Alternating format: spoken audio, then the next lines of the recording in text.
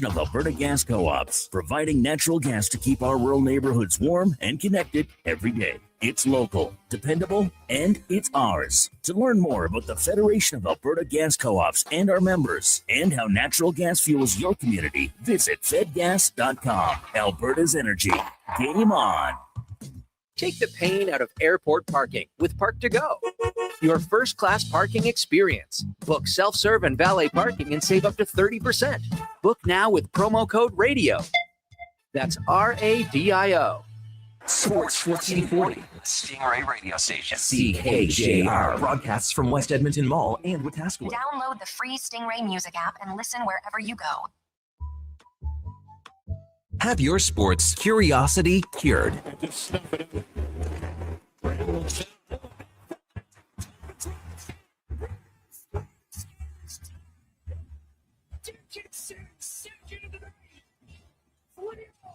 A veteran of the sports reporting game for over 25 years. And this one is high in the air to left. Hap is going back. It is gone. He got one he could handle, and he hit it into the bleachers. And all of a sudden, it is 8-5. Breaking down Edmonton's favorite teams. The Edmonton Elks haven't started a season at 2-0 since Jason Moss was their head coach in 2019. Trying to get to 2-0 if they can get into the end zone. Taking a right. Touchdown. Edmonton wins. This is Sports 1440 and the Kevin Karius Show.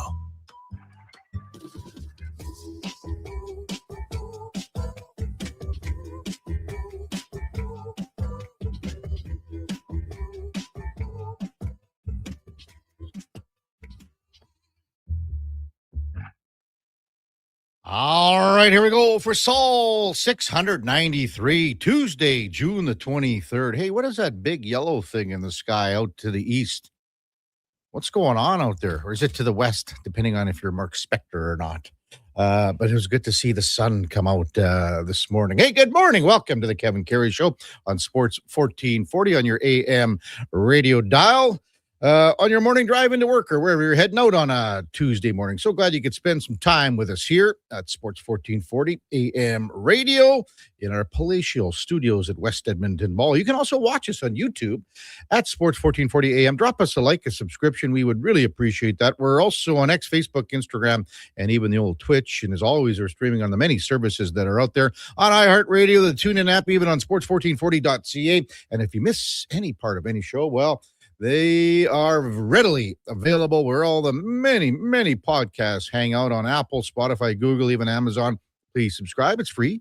Select the auto download. You'll never miss a second of any show. Finally, out of the rain here in the City of Champions. And man, if you watched any of the news, a lot of flooding going around in the capital region. Hope everyone is safe and you're getting things pumped out and stuff like that. It's just a tough thing when you get flooded out and stuff like that. So all the very best if you're having some problems, and hopefully you got some great neighbors and people helping you along to get out of any sort of problem that you might be having. But some of the pictures from across, again, the capital region, not exactly the best, especially out in Tofield. Man, I saw a couple of stories out there, and all the very best to everyone that's listening or whatever, and hopefully you can get out of this little bit of a problem that you have, because it's not fun. It's just not fun. It is Mike Babcock Day in Edmonton, as the Oilers are set to announce Babcock as their next head coach. He was at the JW Marriott last night, spotted at the JW Marriott last night, having a bite to eat and meeting some people. So I would imagine at some point the Oilers will send out a news release this morning to announce that they will be having a media availability down in the Hall of Fame room, something like 10 o'clock this morning, maybe 11, but somewhere in the 10 to 11 range. And we will bring you that media availability and that news conference right here on Sports 1440 when it becomes available. I hope, one or two of, players there like Connor McDavid or Leon Draisaitl. I know Leon's in the process of building a house right now, in town. Maybe he is in town. Maybe Connor McDavid is in town for this, because this is a big, big part of this hiring, and it's player approval. These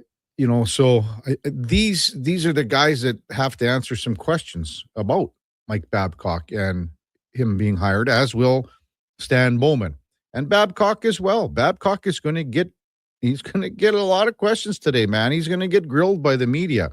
And the one word that's always going to come into play here is character.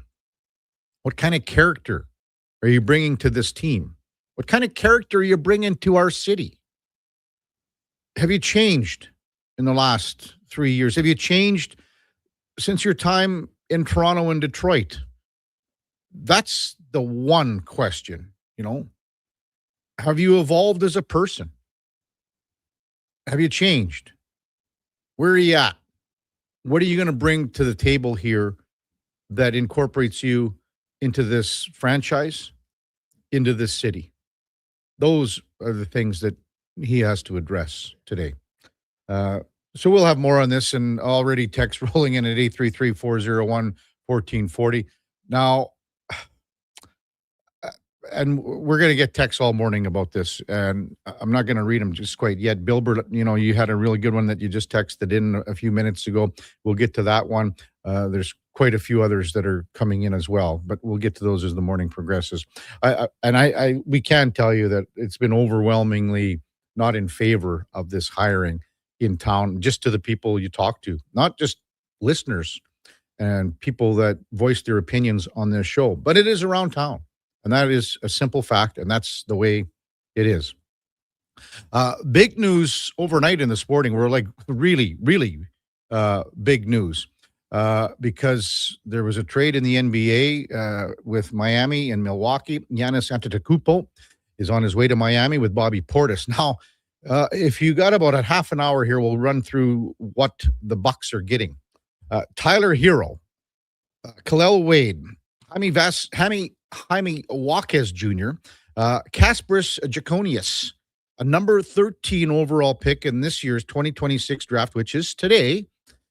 First round picks in 2031 and 33, and then a pick swap in 2030, and also a second round pick in 2033.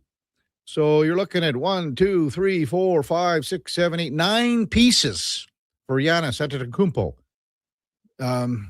This has been in the works for an awful long time about him wanting to be out of Milwaukee. There were rumored teams, other teams that were interested, but it ends up to be the Miami Heat, where Giannis Antetokounmpo is going. We'll bust that down a little bit later in the show. We've got, it's funny how sometimes when you line guests up and then the next thing you know, something happens. We've got Jonathan Von Tobel from Money Moves, VSiN Live. We'll talk about the NBA and the NBA draft tonight. Who's going number 1, 2, 3. We'll discuss that coming up in the 9 o'clock hour with Jonathan Von Tobel from Money Moves and VSiN Live. Rob Longley coming up at 7:20 from the Toronto Sun, covering the World Cup and the Blue Jays. Blue Jays won last night 4-2. Shane Bieber is going to be activated today, and he's going to start his first game for the Blue Jays today against Houston. But covering the World Cup right now, Lionel Messi is the story of the World Cup. 2 more goals for Argentina yesterday as the Argentines beat Austria.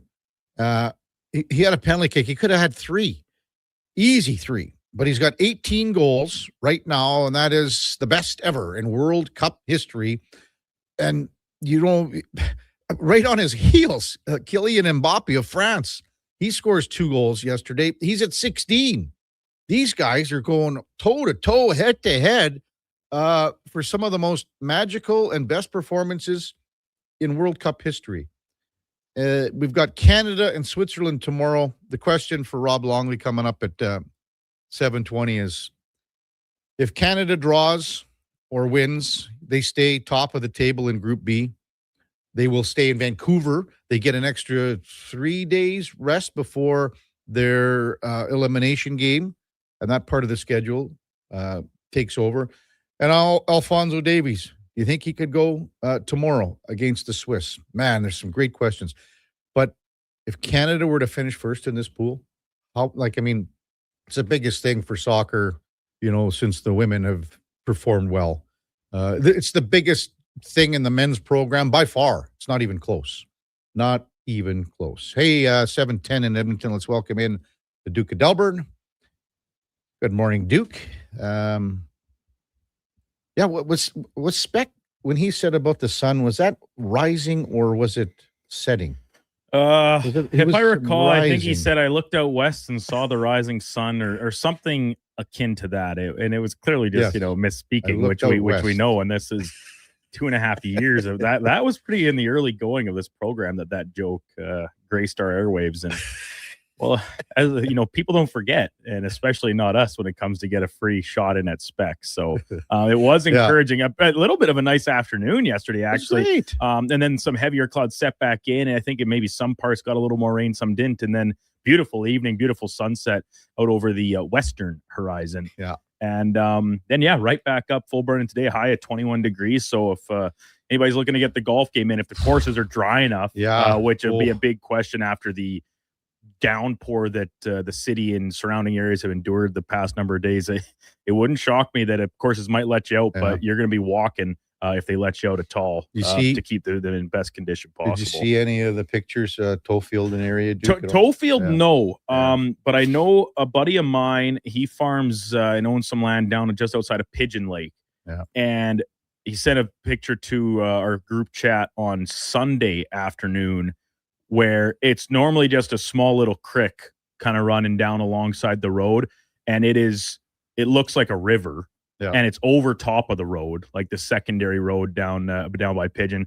And then from up in Fort Saskatchewan yesterday, I got a picture of the Fort Saskatchewan golf course right along the highway. I saw that one too, yeah. The one fairway that is alongside the highway, you can't tell that it's a golf course. It looks like a lake. Luckily, the green is elevated there. The green's up on the hill because down at the bottom of that hole, it's same thing, a creek that runs through. I played there a lot. I was living in Fort Saskatchewan for a couple of years with Chucky Slick. I never saw any water in that creek. It was always just a rock bed, right? So if you chop your ball down in there, you could usually go find it. And there might be some standing water at times, but now we're at the point now it's up and the entire fairway is underwater. Everything good at the Douglas Farms because maybe they didn't get as much. I don't think it's been quite as heavy down in Central AB from what I've been told and even seen when I buzzed down there mid last week. Now it's a whole weekend of rain, obviously between now and then. Or then and now, I should say. And so I haven't heard anything too damning, but I'll be home over the weekend to get a little bit of a closer perspective, and hopefully things are managing okay. Well, yeah, I think it's been 9 years. We built that house, Duke. You've been over. I think it's the first time that I've heard the sump pump going. Really? Hey? Yeah. Wow. So that tells you a lot. Like it may have gone off once, but it was going pretty good yesterday. Oh, I'd believe it. And probably all night, as well on Sunday night as well. But text 833-401-1440. Harry says, let's put it to bed. Messi's the best. Ronaldo has been a no-go. Well, I mean, Messi's got 5 goals here, man. He could get, there's no reason he could not hit 20 here in this tournament. I assume this is going to be his last World Cup. This is his 6th World Cup. When Argentina lost out of the 2018 World Cup, I think it was a broadcaster on the call said, this is certainly Lionel Messi's final World Cup game. Comes back, wins it in 2022, and here he is still looking dominant as ever in 2026. So just remarkable. His teammates are getting out of the way. I saw some clip too, like they just say, okay, get out of the way, I'm busy kind of thing. Bilber texts in. Here it is. Morning, guys. I've not been able to tune in for a wee bit, so this may be out of current context, but I need to voice my opinion. I moved to Edmonton in 2004. 2 years later, I handed in my Calgary Flames fan card.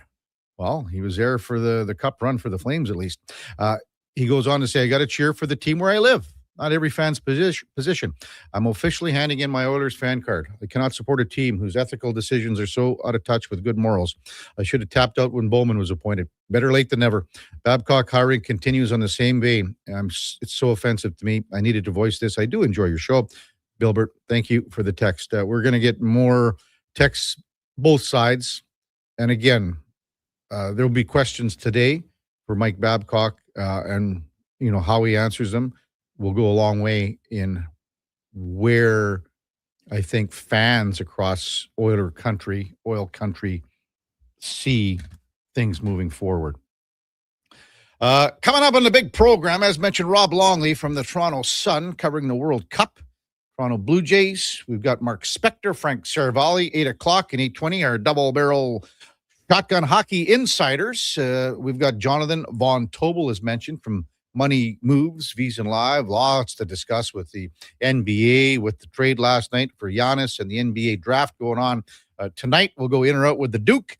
Stephen Ellis from the Daily Faceoff. He will have his final draft rankings out, so you can check those out on the Daily Faceoff.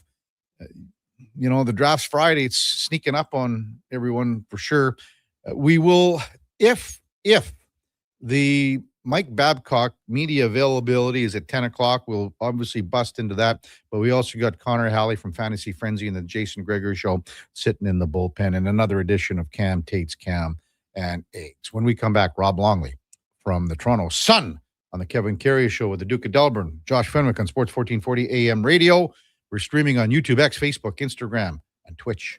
Looking for a solid 4x4 that checks all the boxes? The 2026 Jeep Compass is in stock now at St. Albert Dodge, and this is a great value, starting from just $36,900. It's a Jeep, so you've got 4x4 capability, plus features like an 8.4-inch touchscreen, Apple CarPlay, active lane management, a Park View rear backup camera, and more. Over 30 in stock right now in just about every color you'd want. Head up the trail and see how easy it is to do business at St. Albert Dodge. Today on Hey Culligan, how smart is your water? Here's Tracy. Hey, Culligan. I think my water might be dumb. Good news, Tracy. Your water's not dumb. It's just not talking to you. You can make my water talk. No, but the new Culligan Smart Drinking Water System can talk to your phone to tell you when your water filters need changing and help you meet drinking water goals. Now that's some brilliant H2O. You said it, Tracy, and we're already on the way.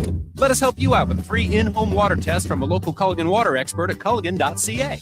Whether you're a craft beer connoisseur or more of a wine aficionado, there's always something new to discover at Sherbrooke Liquor, a unique family-owned independent liquor store. The selection, incredible. The non-alcohol section is also very impressive. Sherbrooke Liquor, expert, knowledgeable staff with a passion for unique finds. More than just a liquor store, we're a community. Alberta's best, the one and only Sherbrooke Liquor. Wine, spirits, and oodles of beer. Visit SherbrookeLiquor.com. Everything is going to be okay. If you're feeling the weight of too much debt, you have options. I'm Dan McDicken, a licensed insolvency trustee with Faber. Becoming debt-free is possible, and a personal bankruptcy or a consumer proposal will get you there. Schedule your free Faber Focus session at faber.ca today. You'll learn how a consumer proposal will eliminate your debt by paying a percentage of the amount owed without interest. At Faber, we've got your back. Looking for a truck that could handle anything Alberta throws your way? Wolf GMC Buick has the offers to get you behind the wheel. Get 0% financing for up to 72 months on select new 2026 GMC Sierra 1500 models. Plus, trade in an eligible 2015 or newer pickup and receive a $1,000 truck trade-in bonus on select Sierra models. Ask about bonus offers for heroes, students, recent graduates, and more. Visit wolfgmcbuick.com. The longest running basketball show in Canada airs every Saturday morning at 10 on Sports 1440. Hoop City with Paul Sir introduces a new generation of basketball talk, and it's right here on Edmonton's home for sports, Sports 1440. Heard of Uline? You know, the have-it-all in stock, ready to deliver shipping and industrial supply specialists. The company that does things for you that are unheard of, like keeping 41,000 items in stock in our own warehouses. With customer service reps on the line to get you what you need, when you need it, 24/7, 365, every time. Maybe you heard it here first. Want to hear more? Visit uline.ca. ULINE, your shipping and industrial supply specialists.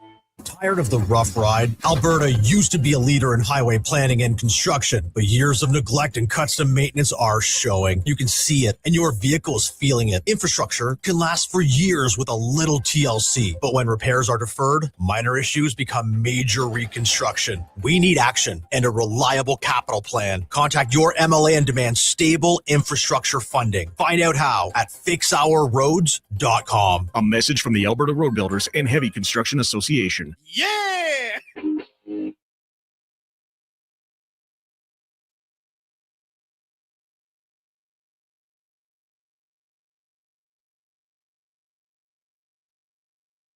Have your sports curiosity cured with the Kevin Karius Show. This is Sports 1440.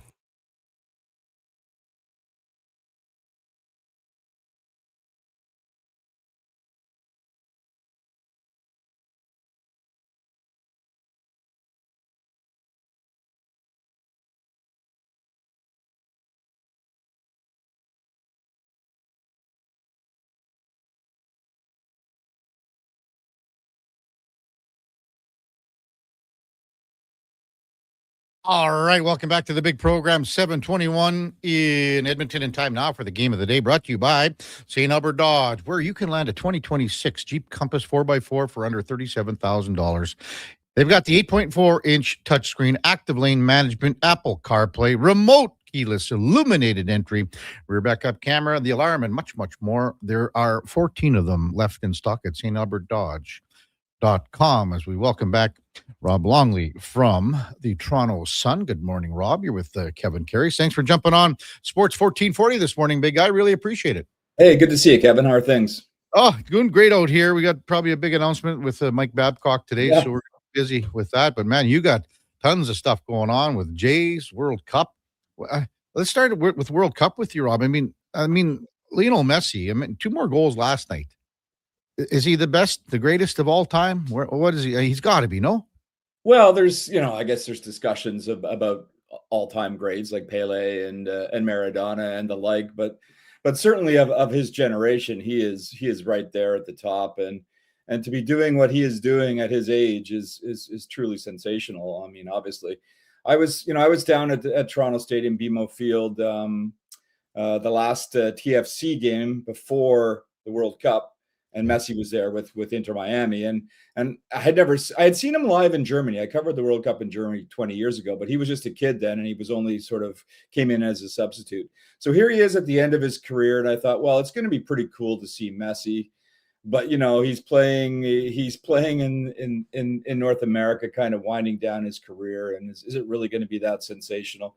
So of course he goes out and he scores a pair of goals, and I leave afterwards and saying, wow, I saw Messi. I probably didn't see him at his best. It's just, he's playing against an inferior competition than he has for much of his career. But nice to see that. And then all of a sudden, what happens in the World Cup is he takes it to another level. He's playing like a man 15 years younger than he actually is. And I think that is really testament to his greatness. I think the fact that he can continue to score on the World Cup stage at his age, with all that he's been through, it's just a phenomenal story, and the mark of an all-time great. There's just zero disputing that. And then Kylian Mbappe, 2 goals, so he's like 2 behind, 18 and 16 all time. It's just crazy how this is playing out here. It really is, and it's I think a lot of us wondered how the World Cup would play out in North America, and to my eyes, anyway. I mean, the games I've been to, the 3 matches in Toronto so far, and the atmosphere in each of them was just sensational and different in every way. You had the Canada game, so obviously you had the patriotic side to that one. You had Panama and Ghana, and it was just a great, lively, singing, dancing, kind of entertaining show that way. And then you had Germany, with a dramatic comeback on the weekend to win their match. So, and then you watch what you're seeing in the U.S. stadiums, stadiums where you see NFL games all the time, and you really wonder how that's going to translate to the World Cup. And they all look spectacular, and the celebrations of the fans from all the countries of the world that have been there, they've really pulled it off. And to me, it's almost surprising that's been the case. And on top of it, the soccer has been sensational at times, and sensational really in in what is a watered down field, right? The biggest field in the history of the sport, and we haven't really seen the best of it yet in terms of the most competitive matches. So really, the next 3 or 4 weeks is going to continue to be great viewership for any kind of sports fan. Rob Longley with us, Toronto Sun. Have you noticed, because of the increased field, have you noticed maybe that the quality of soccer as a whole isn't quite there yet, and we won't see it till we get past the group stage? Yeah, I think that's fair. I mean, we've seen some games that have been close, and we've seen some dramatic comebacks, but we've also seen some blowouts. Certainly, the Canada win over Qatar was a lopsided one, obviously, and was enhanced by the fact that Qatar only had 9 men for a good portion of the game. But it's really going to get interesting, especially when we get to the round of 16. The round of 32 is going to be pretty good as well. But when we get down to the remaining 16 teams, competitively, that's when the World Cup really begins, in my mind, anyway. And I think we're going to see some incredible matchups through that into the quarterfinals and the semifinals. And which one or two of the great soccer nations of the world are going to make it to the final? It's there are a number of candidates. We've seen some really good performances so far, obviously from Argentina and from France. France just looks almost unbeatable at this point. So yeah, I think it's going to be great fun. And I hope that people that aren't necessarily soccer fans can really embrace it, because you might not always appreciate everything that's happening on the field in a soccer game if you don't know the sport that well. But it's hard not to appreciate the magic and the majesty of the World Cup. It's one of the true great sporting events in a great tournament format in the world. Yeah, I totally agree with you. Rob Longley with us. So tomorrow, Canada and Switzerland. A draw for Canada keeps them top of the table. They'll stay in Vancouver for round number 2 here. How big, if Canada can win this grouping, how big would it be for the program, soccer in the country, fans? I think it's starting to create a wave already, but we might turn into a tsunami or a tidal wave here. Yeah, I think, Kevin, I've been sort of alluding to this in some of the stuff that I've written, that I think that, yeah, we're almost like on the tip of that iceberg. If they win the group, there are obvious advantages, and more than one of them. First of all, they do remain home in Vancouver, as you mentioned, and if they were to win their round of 32 match, the round of 16 match would be in Vancouver as well. So that home field advantage clearly means a lot to them. We saw by the response both in Toronto and especially in Vancouver for that second match that they really feed off of that. It also gives them a break too.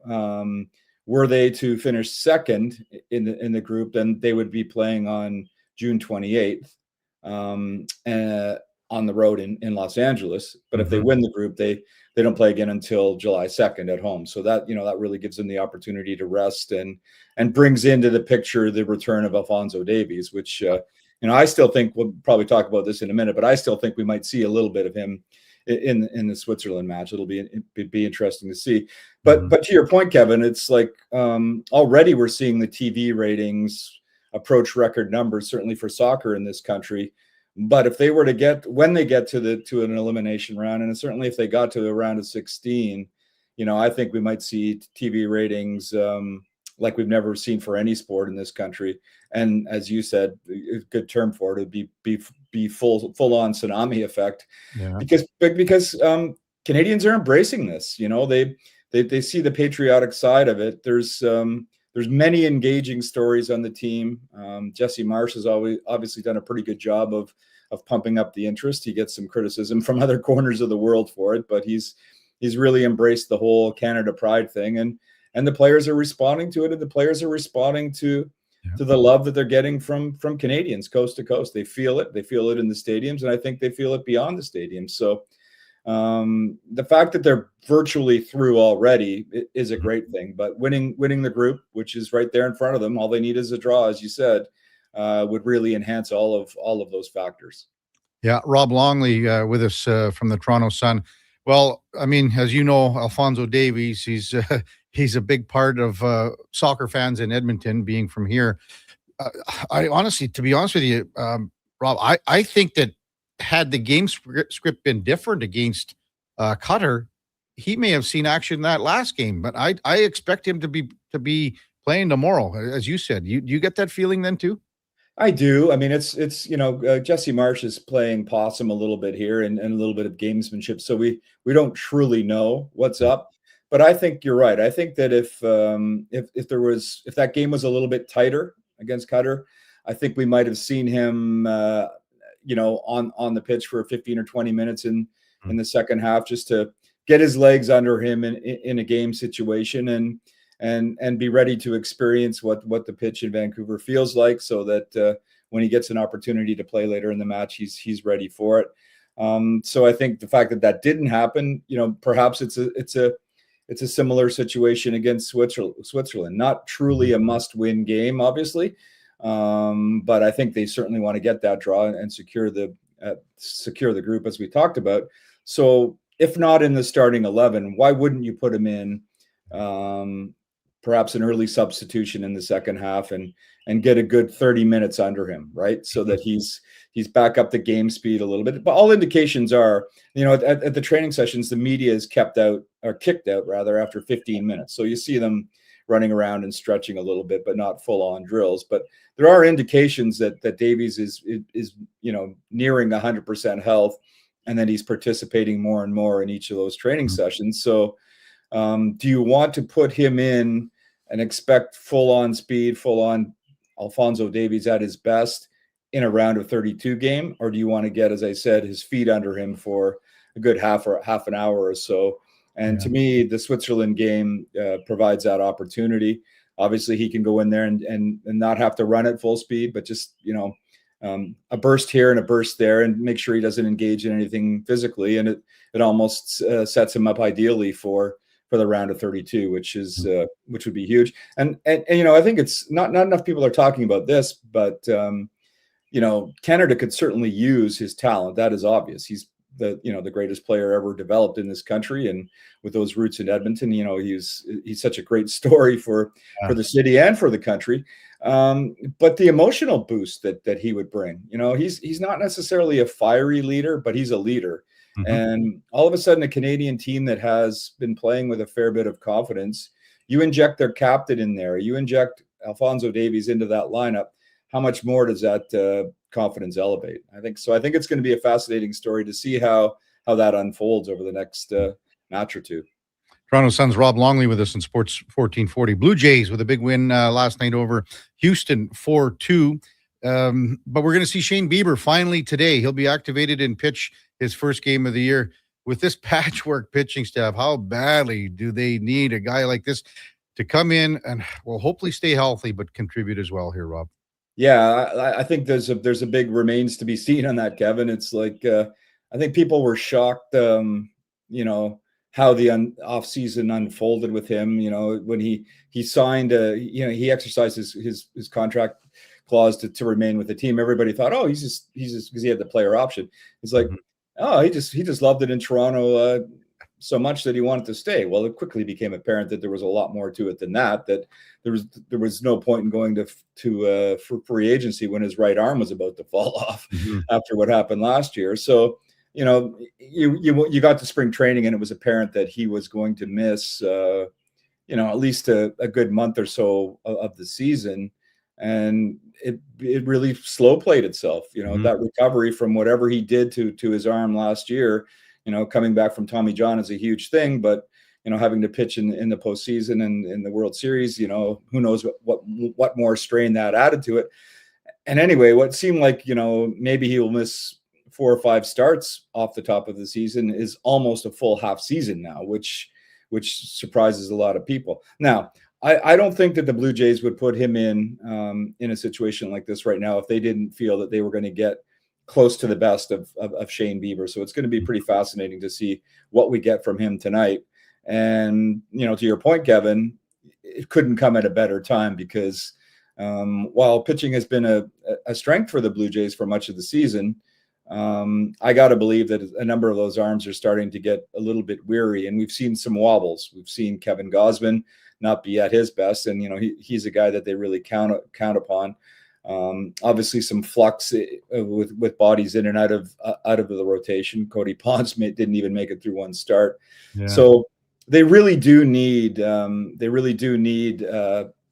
this guy. They really need Shane Bieber to be not just a part of the rotation, but a high end part of the rotation, and give him a couple of starts to see where he's at. But he could be a huge addition for, what the Jays and Jays fans are hopeful will be a resounding second half of the season.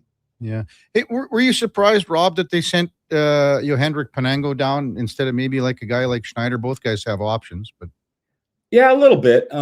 He's been a little bit inconsistent, and I think one of the liabilities with him, and it's this team has been sloppy defensively too much this season, which is so much the antithesis of what they were last season. And Panango was one of the sloppier players defensively.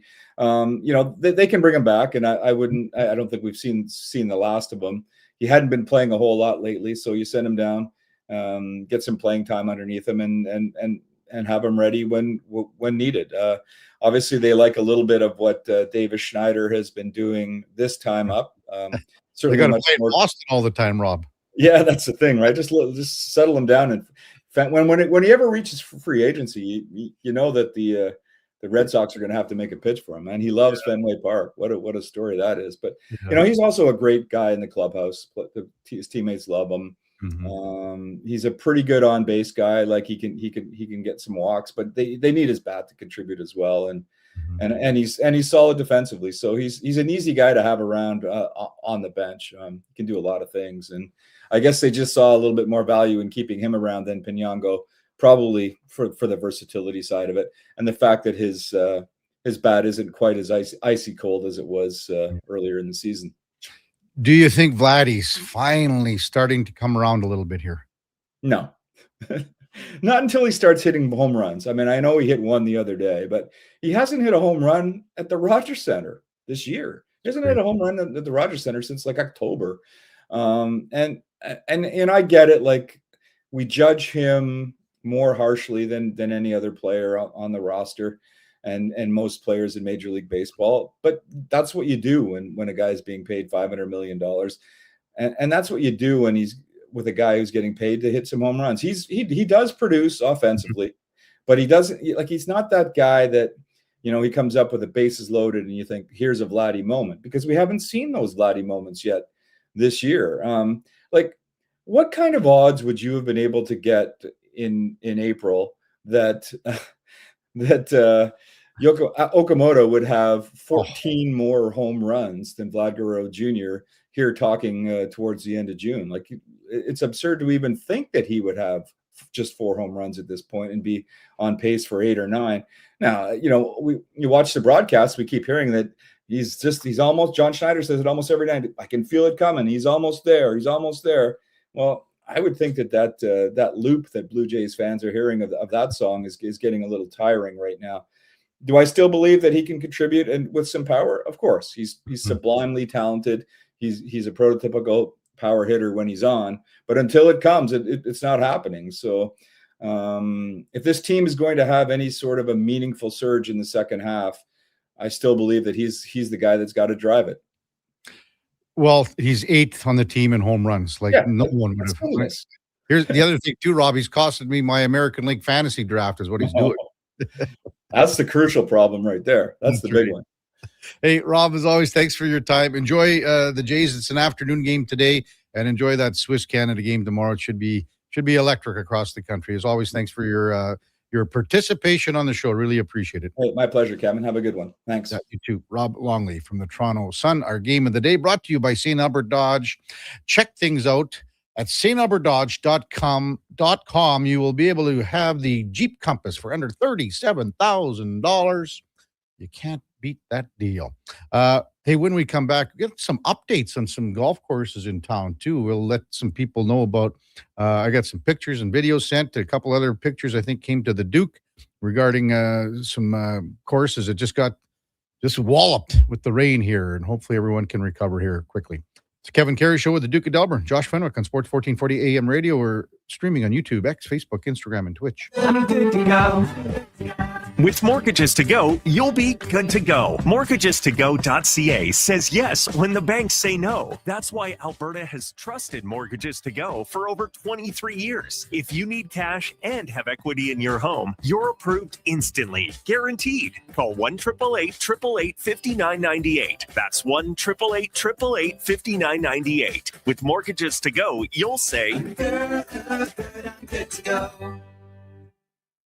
Hi, Mike here from Northgate Chevrolet Buick GMC. This deal is only good till 6 o'clock tonight. We need your credit card to hold the color. Hold the color. Summer package. Winter package. And the ever-famous re-PDI fee. I gotta pay you to rebuild the car? Does this sound familiar? At Northgate, we do things differently. We offer 0% financing, a great selection of new, pre-owned vehicles. So if you'd like to do business a different way, stop in and see us today. 13215 97th Street, or visit us online at northgategm.com. You're in Northgate country. The big hits. The big kicks. Catch all the action at Selly's Sports Bar and Lounge. Never a bad seat in the house with tons of big screens. And Selly's menu. Something for everyone. Plus game day food and drink features. So bring your friends, cheer loud and proud, and join the fun at Selly's Sports Bar and Lounge at all 3 Century Casino locations. Edmonton, St. Albert, and Century Mile. Every day is game day at Century Casino. Don't let equipment failure stop you cold. At AWS Welding in Nisku, our factory-trained service techs are on hand for all welding equipment repairs. We're a fully warranted center for Miller, Lincoln, and ESAB. And we service all makes and models. Proper, regular service extends the life of your gear and keeps it running at peak capacity. Don't wait for a breakdown. Book your service appointment today at 780-979-0470. AWS Welding. We make it happen. Want home ice advantage for your window coverings? Novo Blinds provides factory direct pricing and the fastest turnaround in the city for homeowners, builders, and commercial projects. Book a free in-home consultation at novoblinds.ca. You wanted local sports on weekends. Saturday mornings at 9, check out the Saturday Sports Setup, where we'll tee up what's happening on the weekend sports scene. Tune in Saturday morning at 9 on Sports 1440. Say hello to your new favorite drinks. Introducing new McCafe Refreshers. Icy cool, undeniably refreshing, and available in 3 flavors. Strawberry watermelon, mango pineapple, and blackberry passion fruit. Only at McDonald's. Looking for mental health or addiction support, but not sure where to start? Contact 211. 211 Alberta can help you navigate treatment and recovery options, counseling, crisis services, and more.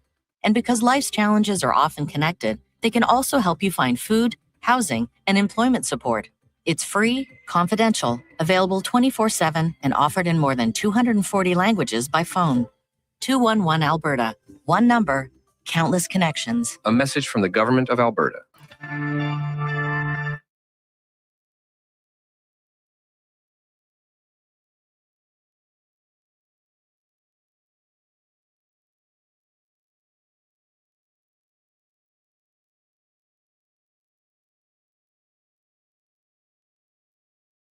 You're listening to Sports 1440 and watch us on YouTube, Facebook, and X. Sports 24/7. We are Sports 1440.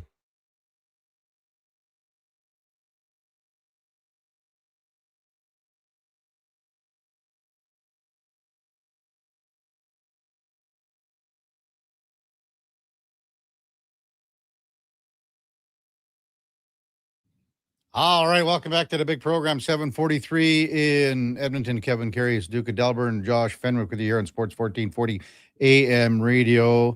A buddy of mine, the Hupper, is out in the south end of the, well, south, I guess, west part of the country. So he just drove down Highway 21 past Belvedere. The pond just south of the course of the Belvedere Golf Course is right up to the edge of the highway. Then he was over at Northern Bear, sent a video of holes 13 and 14 with basically kind of a lake or lakes going on there. Schwackhammer texts in and says, you'd think that Devon, right by the river with a few holes, must be underwater. Yapper texted in and said Eagle Rock flooded out as well. He goes, he got 4 3/4 inches of water since Friday.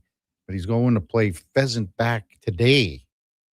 Duke, you played pheasant back, you say? Yeah, it's just down outside of Stettler. Yeah. Kind of down in my Tough neck of the track? woods. That is a tough track, man. Nothing you can't handle. that. Well, no, I've played it once, and I played it with my now future brother-in-law after they finally got engaged here last week. And him and I are kind of about the same, right? Like we're bogey golfers. Oh boy, we almost didn't have enough balls. Like it's a lot of like blind shots, corner shots, or you got there, you're like, I have no idea where it went. And I don't think either of us had ever been there before.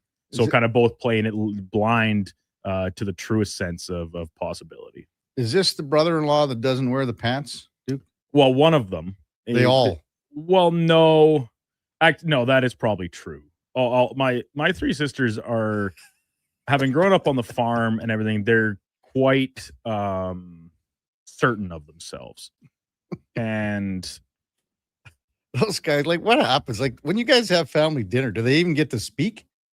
Yeah, they do, because my parents, like me, recognize that they kind of take a back seat in their respective relationships and know they take a lot of hell. So we do our best to make sure they feel appreciated. And this is just a very quick aside. So this is my younger sister, the only one that's younger than me. Her and Megan and her boyfriend Brendan of several years. They got engaged, like I said, a couple weeks ago. They're getting married this fall, or it's late fall. It's end of September, so a very quick one. And Brendan asked me to be in his wedding party, which of course I'm honored to. And he said, yeah, if I wasn't going to, Megan said she would get you to stand on her side. And then Brendan asked her, well, maybe we'll just let him choose. And Megan said, no, I don't want that, because she knows I would pick his side, because I have to back him up, because I know, once again, how much hell he takes. This is unbelievable. But yeah, he was, in fact, one of the two individuals involved with me on that fateful July 1st tee time, going back a couple of years that Laddie loves to harp on. You know, I would like him to pull a Costanza and say to your sister, how about lick these envelopes? No. Yeah, no, not quite that, Duke. Not quite that. Not the envelopes, but more about like, let's push it back to spring, you know. Well, when he phoned me asking me about being one of the guys to stand up for him, and I had just like literally minutes before learned that they were going to have the wedding this year, which I did not think was really on the table. And I said, yeah, I hear you're doing a pretty quick turnaround on this, like end of September. That's pretty fast. And he just said, yeah, well, that's your sister for you. And that's what they decided on. Picked a date, worked for everyone a long enough time to get it put together and everyone invited, and not far enough off that they got to, try and forecast a date too far down the line. Text 833-401-1440. Husks texted in a couple of pictures from the Fort Golf Club. He says it's not looking very good unless you like canoeing. And yeah, the pictures there's just so much water. Hot Salsa says Terra Pines is open, rubber boots and paddle boats. Front nine's underwater, but she's open. LOL. Yeah, they won't close for nothing. Play your floating golf ball. Yeah, you need to go to Cougar Creek and get those floating golf balls. Oh man. King of Fort Nasty says, good morning, KK, Duke, and Fenny. The Fort Sask golf course is as flooded as the Duke on a red-eye weekend ball tournament. Is this true, Duke? Probably. Yeah, probably. Yeah. Pretty. Wow. I wouldn't be lacking for liquid. So, as getting back to the Mike Babcock announcement that will be coming today, McDavie sent in a nice text. It was really well written, thought out. I don't remember what Mike Babcock said at his media availability when he was introduced as the new head coach of the Columbus Blue Jackets. McDavie's done a little bit of research, and I think this is what he has kind of looked at what Babcock said, because I brought up the fact that I want to hear if Babcock's saying I've changed, I'm going to be a better person, I'm going to bring the right type of character to this team, to this city. But I don't have the transcript of the media availability from 3 years plus ago. But McDavie said Babcock stated at the time that his time away from the NHL gave him a chance to, quote, get outside my body and have a look, quote, at his polarizing old school tactics, concluding he needed to change, he needed to grow. He admitted that he was brutal at communication, vowing to change, but he said he would push them, not offend them. And he said he promised everyone would be treated fairly and with respect, and the team was going to work hard. So I'm assuming he said some of these things, and I appreciate McDavid's help on this too. I don't really remember kind of word for word what was said 3 years ago for sure. But again, I think it will go. He's not just going to have to talk the talk here, right? He's going to have to walk the walk. But I appreciate McDavid for that text for sure. 833-401-1440. We were talking about Vladimir Guerrero with Rob Longley. Penguin texts in and says Vladdy was basically holding out for more money earlier in his career because he believed he was worth more. I'm sure he was offered some nice contract offers along the way. He refused them all. My opinion, if he doesn't hold up to his end of the bargain, he deserves criticism, but he was lights out in the playoffs. Lastly, quit acting like a clown on the field. He's the only guy in the league who hopes an appointment can have a chat at first. Hall of Fame skills, peanut brains from the Penguin. Hey, Vladdy, that's his persona. That's his personality. He is a big, happy-go-lucky man who acts like he's 19 all the time. And sometimes maybe that rubs people the wrong way. But I think it's not an act. I think he's genuinely that kind of person. And I think that's why he's loved by teammates and fans. He's just got to start hitting the ball. That's all. Got to start hitting the ball. They got to bring in Josh Fenwick because I wanted to get his thoughts on the Giannis Antetokounmpo trade to Miami for 8,000 pieces. Not a surprise that he was traded, Fenny. It's a big haul. A lot of draft picks. I'll be honest. I don't know a lot of these guys that are coming the other way. Tyler Hero and Khalil Ware, Jaime Jaquez Jr., they were part of the second best offensive lineup in the NBA this season. So the Heat lose those two guys. Adding Giannis, he should be able to make up the difference, especially on the defensive end of the ball, to make those numbers look better and things. But I'm a little concerned about some spacing issues for the team now on the Heat side. But again, you have a two-time MVP and a Defensive Player of the Year you got back, and Bobby Portis, who's a good 3-and-D. So I shouldn't be that concerned. I also don't think this is going to age as poorly as the Paul George trade from OKC 7 years ago now, which was also 9 pieces given up. Yeah, they still got picks, don't they? Oh, yeah. They have I think their last pick is this year, unless one of the pick swaps moved back. But it was, in fact, 9 pieces that got traded for just one player. So at least you get Bobby Portis in return as well. For the Bucks side, they made out pretty good from some insiders and things that I've been reading from the Bucks owner pushed for the Heat package to be accepted and not the Celtics package, because the Celtics package was centered around Jaylen Brown, all around better player, but he's up for an extension. His contract's almost up. And with all the trade requests and everything that have been going on in sports recently, their owner said, I want a little more certainty when it comes to our lineup. So I'd rather have more players that are under contract for longer than getting a good piece for a shorter amount of time. So I'm interested to see where the Celtics move on this. I think the Bucks made out like a bat out of hell with this return, but I don't like picks so far down the road. I don't think that, I think they've got to put some sort of a cap on this. Like we're looking at a first round pick in 2033. Yeah. Either 2031 is 5 years. I to be honest with you, I would maybe go 3 or 4. I think 5 is a stretch for me. 2033 is on the moon, man. And then they've got another one. They've got a second rounder in 2033 as well. Yep. I don't know. To me, I don't know where you stand on that. Well, it's tough because they do also have the Stepien rule or a Stepien rule in the NBA where you can't trade first round picks unprotected in consecutive years, because I forget which GM it was for a team back in the 80s was like, well, why don't I just trade all my picks unprotected and I'll get good players back? And the NBA was like, no, you can't do that. So now with pick swaps introduced and everything, I think the ability to trade farther out and go, yeah, we'll give you an unprotected pick now. We'll give you a pick swap in the future. So you're not trading in back-to-back years. Sort of evens everything out. So you still get draft picks in alternating years. And then you have the ability to trade it that year and all these things.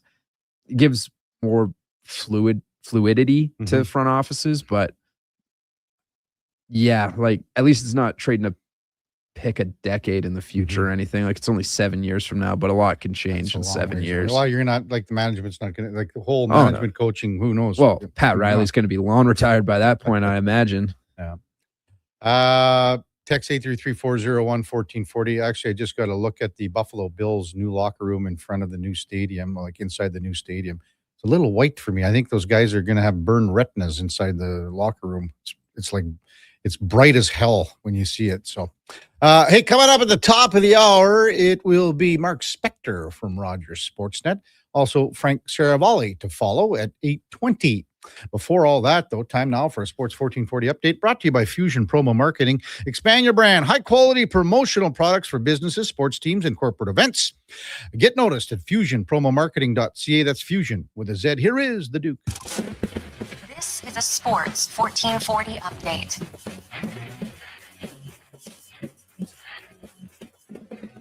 Blockbuster trade in the NBA last night as Giannis Antetokounmpo is headed to Miami to join the Heat along with Bobby Portis Jr. in exchange for a large package. Tyler Hero, Khalil Ware, Jaime Jaquez Jr., Kasparis, Jakunis, 3 first-round picks and 1 pick swap, as well as a 2033 second rounder. Smaller deal, Brooklyn Nets acquiring 3-time All-Star Julius Randle from the Minnesota Timberwolves as part of a 3-team deal that'll send Nick Claxton to the Chicago Bulls. Randle and the Wolves' 28th pick head to Brooklyn, and the number 33 pick goes back to Minnesota. World Cup action yesterday. The Stars once again shining across the board as Lionel Messi with another pair of goals leading Argentina to a 2-0 win over Austria. Kylian Mbappe with a brace as well. France defeats Iraq 3-0. Eric Haaland, 2 goals. Norway over Senegal 3-2. And Algeria, Siraj Asker from Jordan winning 2-1. In the majors, the Blue Jays open up their set against Houston with a 4-2 victory. Kaz Okamoto hitting his 17th homer of the season, and the team back to 500 for the first time since early April. Elsewhere, the Yankees fall to Detroit 5-3. Dodgers top Minnesota 2-1. Baltimore over the Angels 6-1, and the Cubbies and Mets got postponed due to weather. Coming up in hour 2, the Kevin Karius Show will be joined by Sportsnet's Mark Spector and Frank Saravalli from Victory Plus TV. I'm Brandon Douglas at your Sports 1440 update. Sports 1440 in West Edmonton Mall and Wetaskiwin. CKJR is a Stingray radio station. Download the free radio player app and listen wherever you go. Mr. Rooter buries evidence in the desert. I didn't mean to do it. I was forced into it. Yeah, forced. But now, no one will ever know. You've done well, Mr. Rooter. You did something awful, but you've covered your tracks. It's done. The last transcript that shows I did a semester of Christian school. Uncover evidence of the proudest plumber, Mr. Rooter. Did you know there are actually 3 seasons we experience in June? Spring, summer, and construction season. And while roads may be narrowed and detours are everywhere, GS construction crews are on site every day doing the work because the city doesn't stop, and neither do we. As we build and upgrade infrastructure, life continues around us. That's why we never lose sight of what matters most, making sure everyone, including our team, returns home safely at the end of the day. For more on what we do, visit gsconstruction.ca. At Leading Edge Physiotherapy, healing doesn't have to feel heavy because in our SwimX aquatic therapy pools, you literally float your way to recovery. Whether you're dealing with arthritis, back pain, joint injuries, post-surgical rehab, chronic pain, balance issues, mobility challenges, or just feeling a little creaky, warm water and gentle resistance have your back, your knees, and your hips. Trusted by pro sports teams and rehab hospitals, our SwimX pools help you move sooner, hurt less, and recover faster. So take the load off. Let the water do the work. Life shouldn't hurt. LeadingEdgePhysio.com.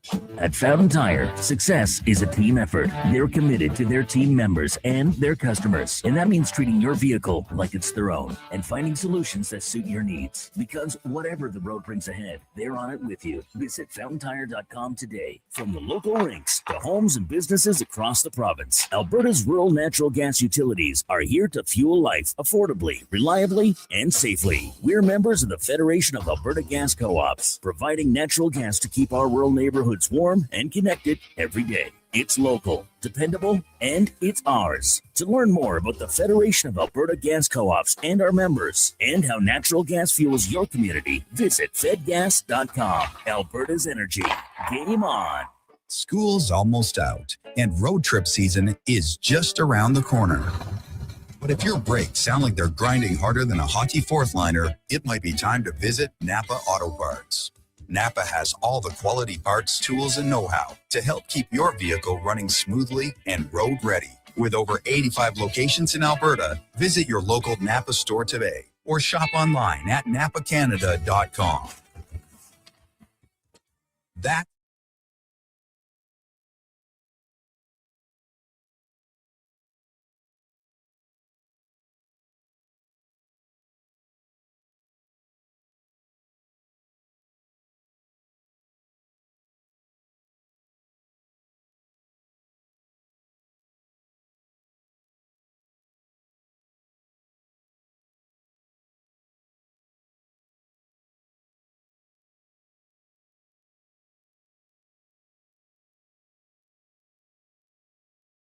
Just in time for the morning skate. This is the Kevin Karius Show on Sports 1440.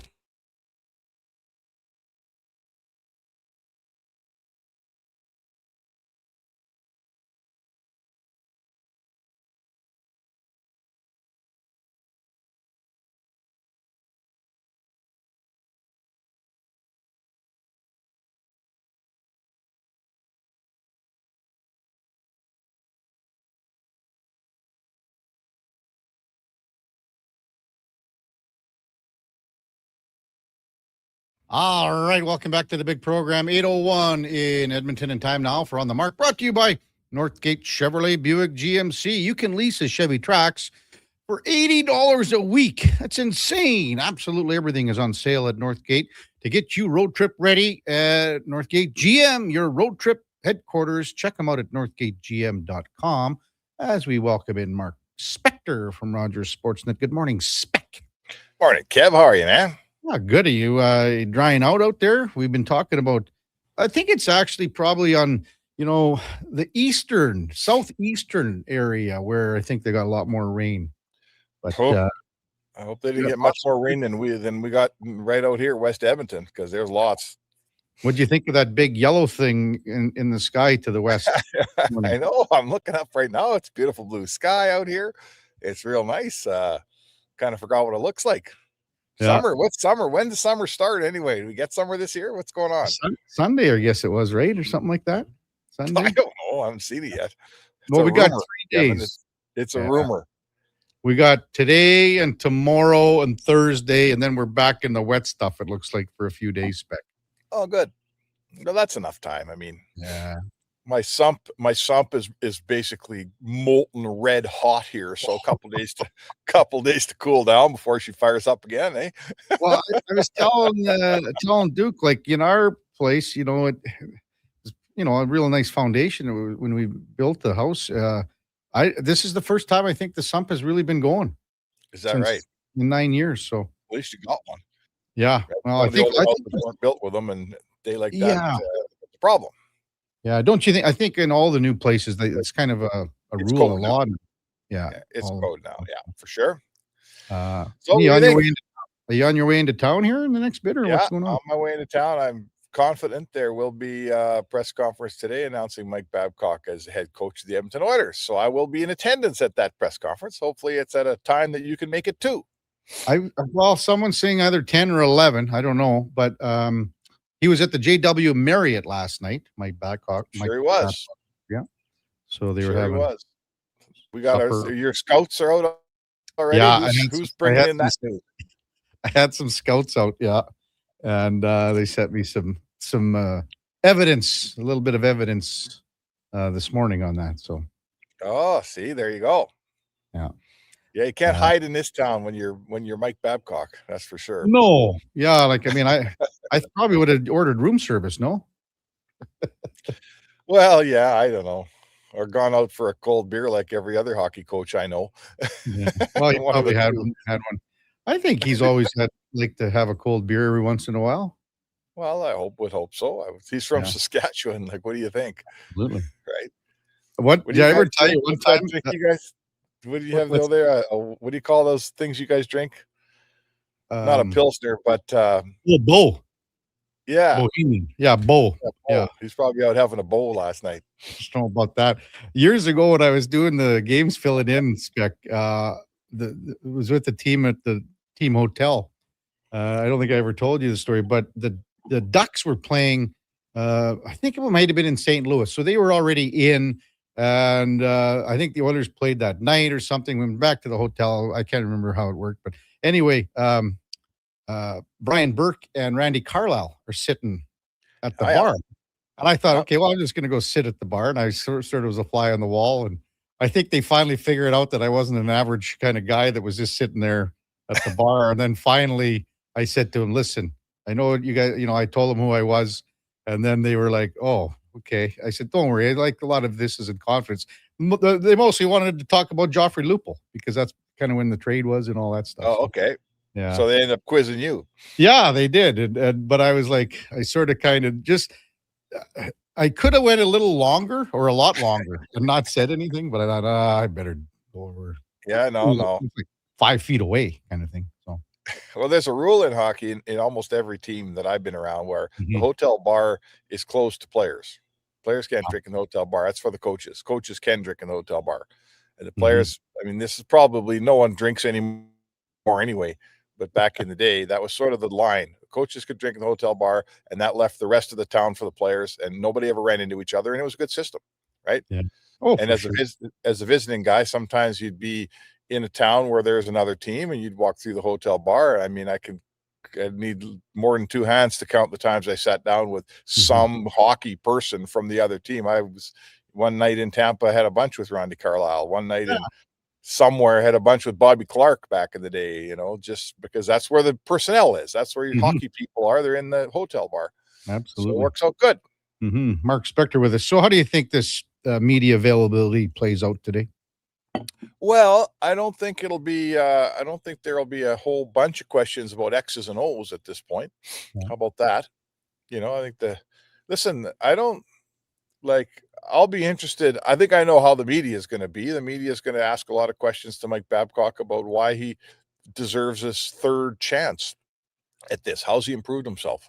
What's different from this Mike Babcock to the guy that never made it through training camp or to training camp in Columbus? Yeah. So my interest would be, where's Mike coming from on this, and where are the Oilers coming from? Like, listen, I feel like this about this hire. This is, first of all, it comes from the top. This is a Daryl Cates hire. I'm not ready to pin this hire on Stan Bowman. And I feel like the Oilers, if it's true, Kevin, that there's one thing that matters here that's left with this whole Oilers project we've been watching for all these years. There's only one thing that matters, and that's the Stanley Cup. Then nothing else does matter. Doesn't matter if we like their head coaching choice. It doesn't matter if their head coaching choice is known as a really nice guy. Right? It doesn't matter if the guy's on his third chance, his first chance, or his 10th chance. They don't care. The Oilers are looking to win. They think this guy's going to help them win, and they could give a rat's you-know-what with Spector and Karius and all our listeners really think about this guy, whether we like him, whether we don't like him. Because, look, they've been a good team. They've had in the last 7 years, they've played more playoff games than any team out west but Colorado. In the last 5 years, they played the most playoff games of any team in hockey. They went to 2 cups. None of that all of that added up together. What do they get for that, Kev? Yeah, right? Exactly. Exactly. They get nothing for it. Nothing. In fact, a fair bit of disrespect around the league. Their roster isn't constructed well. Their Stan doesn't know what he's doing. Holland didn't know what he was doing. This isn't good enough. They're sick and tired of trying to please people. I don't think they give a rip what we think about Mike Babcock. So I've gone on record saying lots on this statement, Spec, because it's so hard to win. I've always said if you can get to the conference final, I think it's a successful year. You get to the conference final, and you gotta just hopefully you get some luck. You're not banged up and hurt, and you can get through to the final, and then let the chips fall where they may. Having said that, that's not even close to being good enough right now with what happens moving forward. Is that fair to say? Yes. Like, listen, Yes. in fast forward 15 years, Connor McDavid's done playing. I don't know how long he lasts in Edmonton. Doesn't matter. If they don't win a Stanley Cup here with Connor McDavid here, will we be talking about the conference finals they went to and the cups they went to, or we'll be saying that was the team that had Connor McDavid for 10, 12 years and never won a cup? That's what we'll be saying. That's what everybody will be saying. How did Sidney Crosby win his cups in Pittsburgh, but McDavid never won his cups here? That's what it boils down to, and there's a lot of urgency. As much as there is urgency to win the Stanley Cup, there's a lot of urgency not to be the team that wasted the McDavid era and never won a cup. And I know they've been close. I was at the games, right? I did those flights to Florida. They were close, but close isn't good enough. How much, when we talk about what's going to be asked and what's going to be answered here today by both Babcock, Bowman, and I'm hoping that there's a player representative there. I don't know if that'll happen, but the word character, I've been bringing it up a few times this morning, Spec. What type of character does he have right now? Is it different? Has he evolved as a person, as a coach, whatever? Well, not as a coach because he hasn't coached. Has he evolved? Has he changed a little bit? What do you think? Well, I think we'd all I guess there's two sides to that. On one hand, he's 63 years old. How much did you change when you're 63? You're pretty much a finished product by then. But having said that, when you go through, for him getting forced to resign basically in Columbus, and I know he got some of his money and all that, but that was a very embarrassing situation. And he's been out of it for a couple of years. He was in Saskatchewan, coached University of Saskatchewan. That didn't go great. That's not something that I'm told he's hanging his hat on here. So there's some pride for the guy. He doesn't want, this is his chance to have this thing end and have his name and his legacy. I guess I don't love that word, but how we remember Mike Babcock, he can still change that. Yeah. So if I'm Mike Babcock, this is last chance saloon for sure. A good chance. This is still a really good team. I hear it, everyone around the league says about the Edmonton Oilers, and I don't believe 3/4 of it. I'm not telling you they're great, but I'm looking at the rest of the division and look at what Vegas did this year. It beats Vegas for fun for the last 3 years. They're every bit as good as Vegas is, right? So Edmonton's got a good team, a good chance to get this thing done, in my opinion. If things have to go their way, they got to do a couple things. I'm not telling you it's a done deal, but they got a good chance. And for Babcock, this is it. This is going to be you going down in history as a guy that accomplished something really positive here, or you going down in history as the guy that, Johan Franzen called the worst person I ever met. Well, as long as those two guys are here, Spec, the Oilers have a chance to win the Stanley Cup every year. And that's a simple fact with Connor and Leon. That's the way it is. So, I don't know. Do you think anything else gets done this week? Maybe a nurse because it came in a little bit later after we talked yesterday with Connor Murphy. Do you like that deal? Some people are saying the 1 year is too much. What do you think? That should be 4 years instead of 5. Yeah. They brought the AAV down, right, to give him the last year. So even if he's 38 and you can figure it out at that point, I think. Don't worry about year 5. Let's worry about years 1, 2, and 3 here. Yeah, they also said Zach Hyman's contract was going to be that way too. So I'm not worried about Zach Hyman at this point. I'm fine with I understand the term. Sure, you'd rather have $4 million at 3 years or 2 years, but it doesn't work that way. So the $4 million AAV is more important than the 5th year. You've got a half a league to trade a $4 million player to in 5 years, and it's the cap's going up.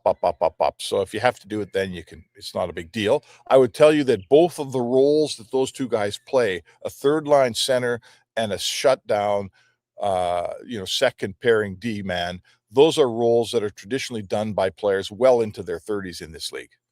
You know, it's not a first line center that the minute you lose a quarter of a step, you're not a first line center anymore, right? So I don't mind those guys being in their 30s doing that job, the job that they do. No problem for me. I like both the players. And, you know, this is sort of takes us full circle, Kev. There's a lot of joking out there about the Oilers, look at who they're signing there. They've got McDavid and Draisaitl, and they're signing a couple of bit pieces. Well, you got to build a team. And this is what I talk about when I talk about the respect the Oilers get. A lot of teams, if they sign those two players, they'd say, hey, those are a couple of useful players, two good players. But when Edmonton signs them, it's, oh my God, what are they doing? Why aren't they signing more meaningful people? Well, someone's got to kill the penalties. Someone's got to, take the draw. Someone's got to play against the best line once in a while. Like, you need to build a team here. And those two guys, to me, embody team, Dickinson and Murphy, for sure.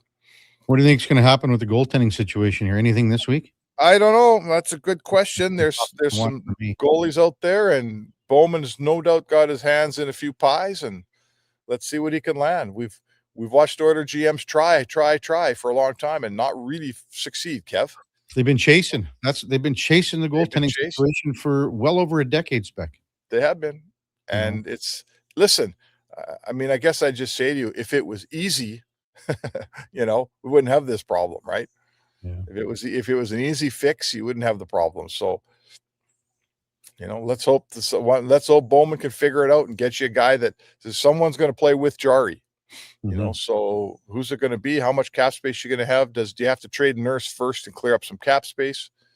You tell me, man. I'm not sure where they're going to go with it. Did Shelka pack you a lunch for your little road trip today, Spec? No, that's fine. Maybe I'll go. No, I'll write. I got to write down at the rink, but maybe I'll ship down to Kelly's and right there and have lunch. How about that? No way. You're not doing that. I'll write some of my finest stuff in a sports bar, buddy. Not Kelly's. I've seen you operate in Kelly's. It ain't happening. Oh yeah. Midday. There's nobody in there. They serve you a nice burger in there. I'll tell you, if you started right in there, I know who would show up. It's Derek Van Diest. He's in there 7 times a week. Yeah, I heard that they had an awful quarter in Kelly's because he was on the road covering the NHL playoffs. they phoned him up at tax time and said, you better get in here. We're operating at a bit of a loss. Remember that time we were there for Dan Barnes' retirement thing? And DVD Yeah. walked in and it was like Norm from Cheers. Oh, yeah. DVD. Hey. Oh, yeah, they know what he drinks. The girls just meet him with a pint right at his table, eh? Yeah. Okay, good stuff, Spec. We'll see what time this thing is, and if it's at a little bit later, obviously I'll see you down there, depending on what time. Sounds good. Okay. All right, Mark Spector, Rogers Sportsnet on the mark, brought to you by Northgate Chevrolet, Buick GMC. This truck's for you. Check them out at northgategm.com. When we come back, Frank Saravalli from Victory Plus TV on the Kevin Karius Show with the Duke of Delburne. Josh Fenwick on Sports 1440 AM radio. We're streaming on YouTube, X, Facebook, Instagram, and Twitch. Summer weekends in Alberta mean one thing: tournament season. I brought the folding chairs. I brought the sunscreen. I brought the umbrella, just in case. But who brought the snacks to get through a doubleheader? I got Alberta's best beef jerky. Wilhauk Beef Jerky, the ultimate sideline fuel. Whether you're cheering on the kids or watching the pros, load up on Alberta's best beef jerky. Wilhauk Beef Jerky, because you can't have summer fun with salad. Only available in Leduc. It's time to hit the greens. Elevate your golf game with Country Club Tour Golf Academy. No matter your experience, our PGA of Canada teaching pros are here to help. Enjoy lessons year-round between our 7 CCT golf courses and 2 state-of-the-art indoor facilities. Choose the location convenient for you. We offer private lessons, group lessons, expert club fittings, and junior camps. Visit our website to learn more and get ready to take your game to the next level. Booking is easy. Go to countryclubtour.com/golf academy and schedule your lesson today. At Fountain Tire, success is a team effort. They're committed to their team members and their customers. And that means treating your vehicle like it's their own and finding solutions that suit your needs. Because whatever the road brings ahead, they're on it with you. Visit fountaintire.com today. Come for Canada's largest trade shows, the biggest names in entertainment, exhilarating sporting events, and more. And stay for the experience at the Edmonton Expo Centre. Looking for the perfect place to host your next big event? From trade shows to galas, meetings, and concerts, the Edmonton Expo Centre has the space, event expertise, and service to make your next event unforgettable. With over 522,000 square feet of flexible event space, in-house catering, and operational expertise, they bring your biggest vision to life. Learn more at EdmontonExpoCenter.com today. Need a new ride for road trips, errands, or just life on the go? Go Auto offers a massive selection with over 15,000 new and used vehicles to choose from. With over 70 locations across Western Canada, finding your next ride has never been easier. Whether it's a roomy SUV for the family, a sleek car for the open road, or a rugged truck for your weekend adventures, you'll find it here at a price you'll love. Explore thousands of vehicles today at goauto.ca. Novo Blinds is your home ice advantage for window coverings. Edmonton's own custom manufacturer with over 300 five-star reviews from homeowners, builders, and commercial contractors. Book a free in-home consultation at novoblinds.ca. Fuel prices got you down? Subaru's here to pick you up. Subaru's electric and hybrid vehicles will save the day, helping you go further for less. Prefer a gas vehicle? Subaru Crosstrek and Impreza are built to keep costs low without sacrificing capability. Crosstrek was named 2025 Auto Trader Best Subcompact SUV, and Impreza has earned top safety pick recognition for 17 years running. Welcome to Uncommon. Welcome to Subaru. Visit Subaru.ca. Hey there, it's Brandon Douglas from Sports 1440. I was tired of slow, unreliable internet connections, so I signed up for Starlink. It's fast, reliable even in bad weather, and has made streaming for movie nights and online gaming so much better. The summer doesn't mean a break from watching sports, and I've been streaming all the games seamlessly when at the family farm, despite the remote location. If you're ready for a better internet experience, you can order online in 2 minutes at starlink.com/radio or call 1-888-GO-STARLINK.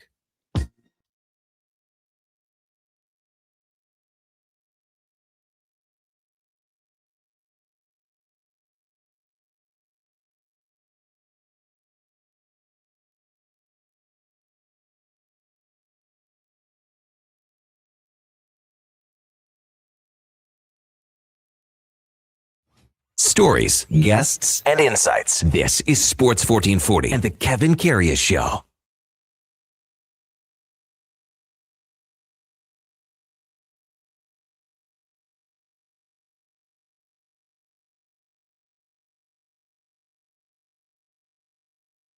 All right, welcome back to the big program. 8:21 in Edmonton, and time now for the headliner of the day, brought to you by Mr.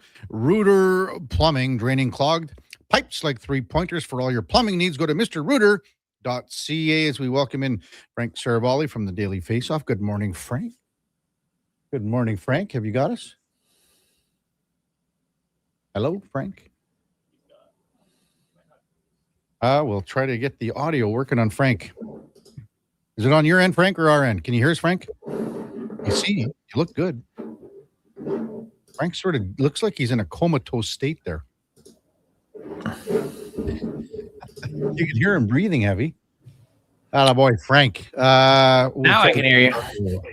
Frank, can you hear us now, big guy? I can. That was weird. You could hear me breathing? Yes. It was like it was terrible, Frank. I was like, holy cow. Oh my God. Get this guy some paddles. I was thinking that maybe you had the oxygen tank right nearby or something. I didn't know what was going please. You're giving me nightmares. That was nightmare fuel about what everyone just experienced. I said you were looking good. I thought you had, you got the nice hoodie on and everything. So I'm waiting. I'm like, when is this guy going to start talking to me? Like, I'm just sitting here doing nothing. I think the sound you heard was my mouse moving around on the table, not me breathing. Just FYI. Was it this? No, it was breathing. Was it? Yeah, I was breathing.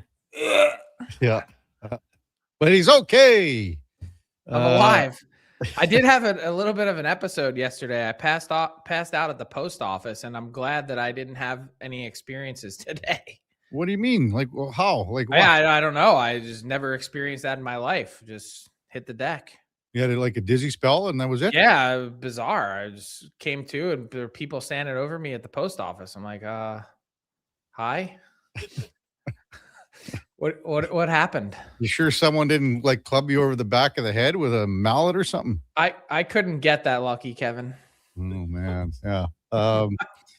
Hey, it looks like Mike Babcock going to be announced here in Edmonton in a few hours. Yep. And How do you think this is going to play out, Frank? I mean, we've talked about this ad nauseum for quite a while here, but I think everyone's curious how first of all, the media availability is going to go, and then what the reaction is going to be. I don't know if you could foresee a little bit here. What would you say? I think it's a dangerous game to try and speculate on how Mike Babcock will react. I mean, I could see any range of outcomes or possibilities. Like I could see him with some contrition for the way things played out. I could also see him on the total other end of the spectrum, because he's going to have to answer for Columbus and not having worked in the league for nearly 7 calendar years. And I mean, look, again, we're talking about, for a period of time, he was in the pantheon, considered to be one of the greatest coaches of all time, was on a Hall of Fame track, and ultimately may still get there. But to go 7 years and not work in the league and be passed over by 28 or 29 franchises in that time, like clearly something's off. And so does he acknowledge that and take responsibility? Does he attempt to modernize how he plans to go through at this next journey? Or does he double down and say, hey, I apologize for nothing. Everyone's soft. The world's going soft, and I'm gonna remain exactly as I've been and coach this team the only way that I know how. I could see anything on one end or the other, or anything in between, and that's not to cover the whole range. It's just to say I'm really curious. What do you think the players? I don't know if there's going to be a player there today at the media availability, but eventually they're going to get asked this, because obviously they were a big part of this, along with Daryl Cates. What do you think the reaction is going to be when the players are asked why this guy? Well, they're going to have to come up with their own version of what they think this all means and how it's all going to work. I think the players have been put in a little bit of an uncomfortable position here. And I know that they were certainly part of the process, and there was a back and forth with Mike Babcock, and he told them why he believed they haven't won yet. And they clearly buy in and believe, as someone who's won a Stanley Cup and been to multiple finals and won Olympic golds. But I think it's unfortunate in that the players, one way or the other here, will wear part of whatever happens next. And the players always do. But in my view, this process has been devoid of leadership. And players play, managers manage, and owners should own the team, but not heavily direct the way that this has gone. And I think that's the overarching theme, is the players, to me, end up being the story, or will be one of the stories today, but they're merely cover for how this all played out. And they are being, I don't want to say being held hostage, because they do have a role here, but that's not who Connor McDavid is. Connor McDavid doesn't want anything to do with moving pieces around on the chessboard. That he's not a shadow operator. He's not the Godfather that's controlling things behind the scenes. He just wants to show up, outwork everyone else in the league, and be the best player in the world. And with that, he wants to be surrounded properly with a lineup that works, have that lineup be deployed properly. It's essentially like everything else needs to be not nefarious, meaning be neutral. Don't drag down the best player in the world. And I think, unfortunately, the way everything works, or has worked, to me, as an observer from afar, I think it's an uncomfortable place to put a player, and put players, period. Frank Saravalli with us, Victory Plus TV on the Kevin Karius Show on Sports 1440. I want to just revisit the investigation from the NHLPA for a moment, because it finished and closed after our last conversation last Thursday. Now, when you were reporting on it, Frank, and we were talking about a lot of the things that were talked about was, the cameras and the phones and this and that and the pictures. But you'd also said that there was something a lot more substantial to what was going to be looked at. Now, I got to word this the right way because I don't want to throw you under the bus at all. Now, do you know? Is there a way? Like when I read between the lines here, am I to assume that a player, some part of this investigation did not want to participate in the findings? Or am I in left field here? No, I think that's probably the incorrect way to phrase it. Okay. I do think there is an element. I'm just looking through my notes here because I want to get the wording of this correct. That there are. Do I think there was an element of the player that was involved in this other situation wants to move on and not be part of it? Yes. Okay. Did he participate in the investigation? I believe the answer is yes. And in the end, my understanding is there's a he said part of this. Mike Babcock views what happened one way. The player obviously feels another way. So I want to say this. I need to be careful how I report this because there's a lot of sensitive information involved here. But the basis of that allegation is that Mike Babcock allegedly interjected himself into a player's personal medical file. And that became a topic of conversation. And there may or may not have then been conversations with that player's physician that then brought this to another level. And so how Mike Babcock views that and what permission he believes he was given from the player, what the player said and what he believes happened are, again, these are two conflicting things. And I haven't gotten to the finish line of a written story to really flesh all the details out. And I've also contacted Mike Babcock to give him an opportunity to comment as well, which he has not to this point. But that's really the nuts and bolts of it, at so much as I can say.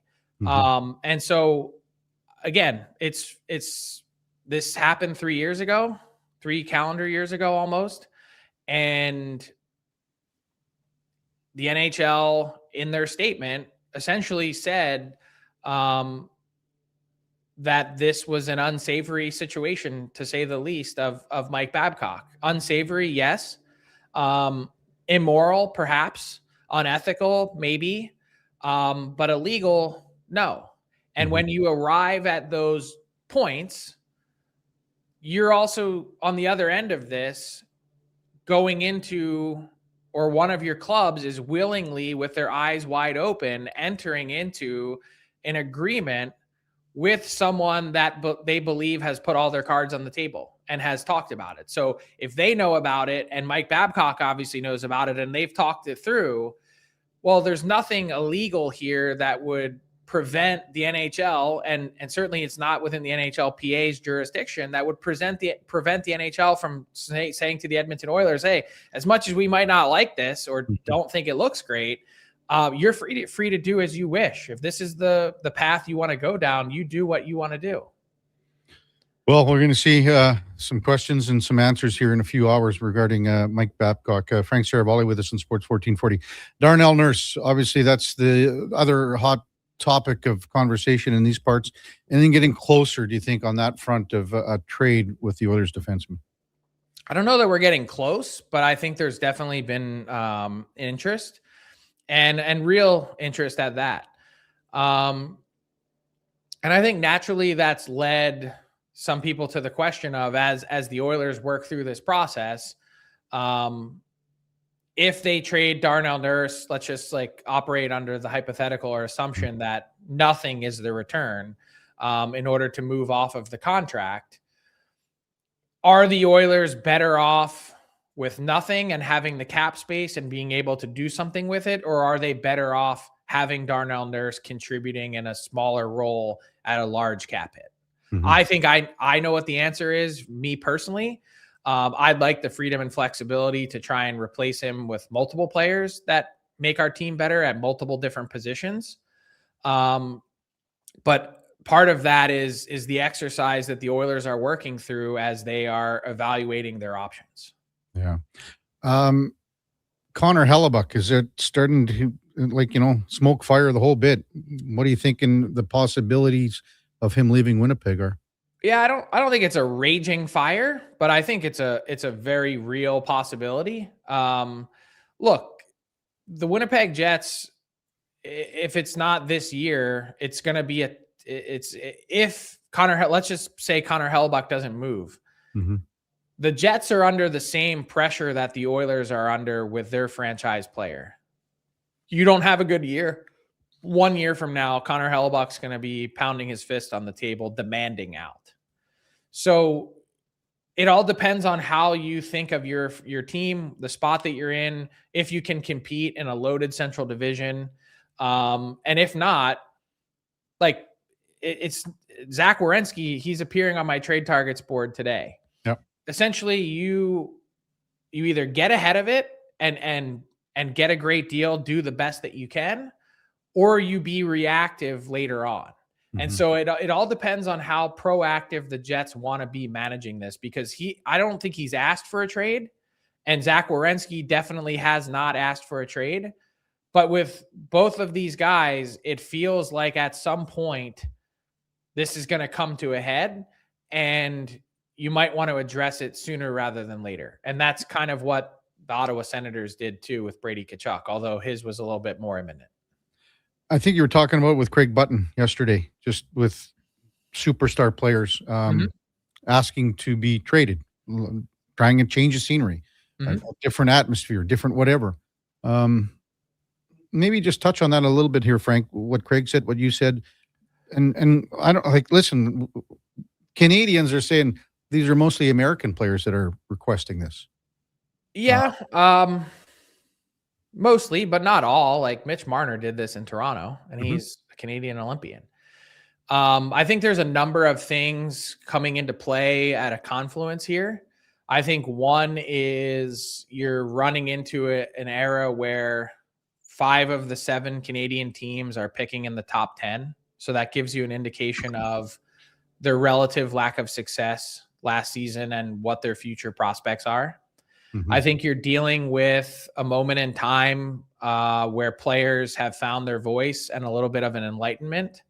You're also dealing with a geopolitical sphere and world that has made probably some players uncomfortable, and particularly they're feeling the American Olympians in particular coming back home, feeling like they weren't embraced properly by their organization after their ultimate career triumph. And all of those things matter. Like I'm not saying that any one of them doesn't, but in the end, truly what matters more than anything else is your team's ability to compete and have a chance to win a Stanley Cup. Cole Caulfield and Lane Hudson are 2 prominent American-born players who took less to play with the Montreal Canadiens and stay. So it's not about Canada. It's not about in my view, it's not about taxes or cold winters or anything else. It's about if you're playing on a team that has an authentic chance to win, you're not asking out. And Brady Tkachuk doesn't see that path in Ottawa, and he had to attend 3 straight Stanley Cup finals with his brother winning 2 of them. And go down the list. Connor Hellebuck wins, at the Olympics. The Jets have gone backwards since 2018, almost every year successively, except for that President's Trophy winning year. So you unpack Quinn Hughes leaving Vancouver. If they're competitive, he's not going anywhere. It's players that are looking to move on that don't see a path forward for their team to succeed. And then that's when all the other things come into play. Yeah. Good stuff, Frank. We'll yak at you on Thursday on the eve of the draft. We'll have lots to talk about on Thursday. Thanks, man. Sounds good. Thanks, Kevin. All right. Frank Saravalli, Victory Plus TV. Our headliner of the day brought to you by Mr. Rooter, batting 1,000 against clogs. That's Mr. Rooter. When we come back, we'll get to some of your texts, 833-401-1440. It's the Kevin Karius Show with the Duke of Delburne, Josh Fenwick, on Sports 1440 AM radio. We're streaming on YouTube, X, Facebook, Instagram, and Twitch. Mr. Rooter buries evidence in the desert. I didn't mean to do it. I was forced into it. Yeah, forced. But now, no one will ever know. You've done well, Mr. Rooter. You did something awful, but you've covered your tracks. It's done. The last transcript that shows I did a semester of electrician school. Uncover evidence of the proudest plumber, Mr. Rooter. You want it? We got it. At Harley Davidson of Edmonton, we have a huge bike inventory just waiting for you to ride. We're not a car dealer.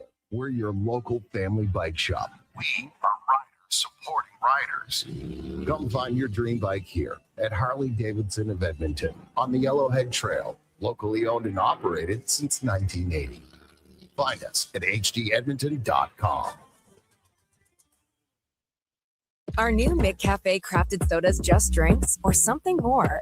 Like Sprite Berry Bliss, Creamy Strawberry Coke, and Orange Dream. All swirled with fizzy flavor and topped with silky cold foam. Only at McDonald's. At participating McDonald's restaurants in Canada.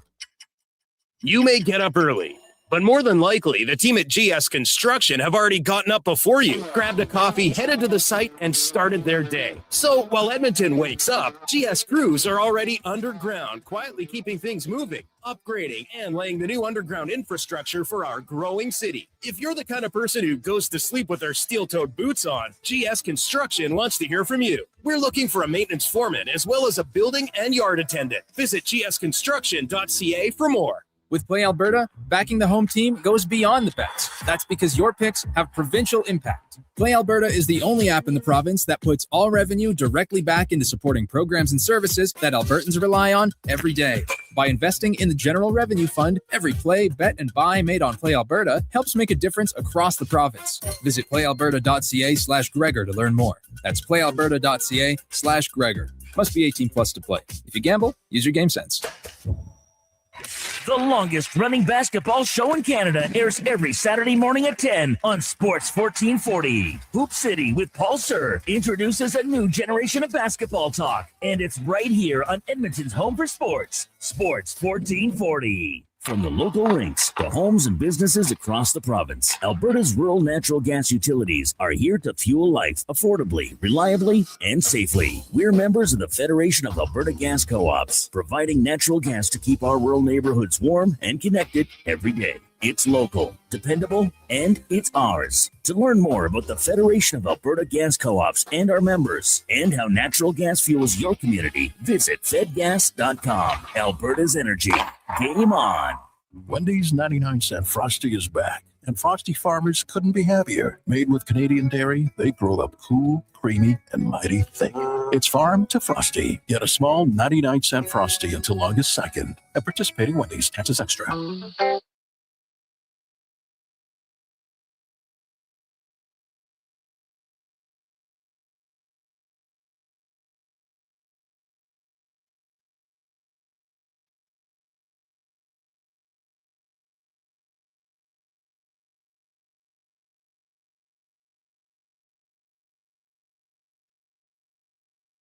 Have your sports curiosity cured with the Kevin Karius Show. This is Sports 1440.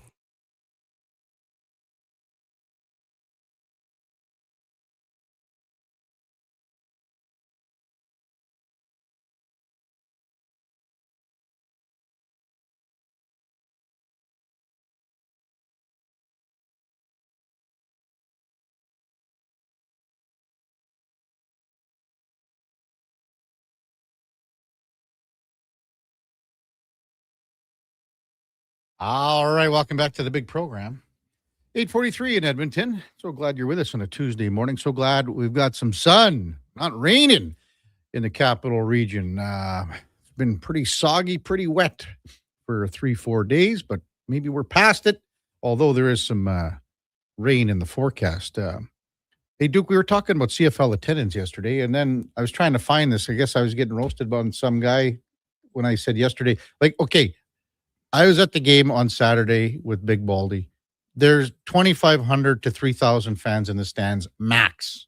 Yeah. There was no more than that, period. But did you go count everybody on the concourse staying out of the rain, Kevin? Well, because every time I went to the concourse to get a drink, Duke, there was no one on the concourse. Yeah. Didn't have to count them. Yeah. So because this came out on the 20th, which would have been Saturday night? Mm-hmm. Yeah, Saturday night via a Twitter account, CFL attendance, which to my understanding, I mean, it's their announced numbers. Like they get these numbers from the league. Well, sure, because again, they have between 8,000 and 9,000 season ticket holders, or 9,000 season ticket holders. This account posts that the announced attendance was 14,664 people, which obviously there was not that many people there. No. I think it's pretty obvious there was not half that many people there. But there's this thread that then spun off of that with, some account saying, oh, it must have all been the other side of the stadium because on the TV broadcast sure didn't look it. And no, everybody was under the cover of the second deck. It was this one account. It's Jason Ashmore. Mm-hmm. He says, yes, because everyone moved up to be under the cover of the second deck. It was full. That's true. John Lester said, Kevin, on the show this morning, this is yesterday, that there was maybe 2,500 people there. Weather definitely played a factor, but there's a bigger issue. Media finally starting to talk about it. Well, I don't know if we're finally starting to talk about it, but also tag Speck and Eddie. And then the same Jason Ashmore replied, Kevin is wrong. I was there. Water falling from the second deck. Rows behind me were full of fans. Perhaps Kevin needs a quick math lesson on estimating. To which then John Lester had your back again. He said, Kevin's actually quite good at math. Oh, yeah. He was class valedictorian back in high school. It was the best 5 years of his life. Yes. So spinning one of your own jokes right back on top of you there, while also kind of defending you at the same time. Yeah. So listen, I've admitted this to you on this show, Kevin. I do not have this ability that you do. Like you look out in any given stadium building crowd and be like, oh, there's probably so many thousand people here or whatever, right? And I understand there's ways to process through and kind of figure it out. But you, in your experience, you can kind of just eyeball and say, yeah, there's this many people.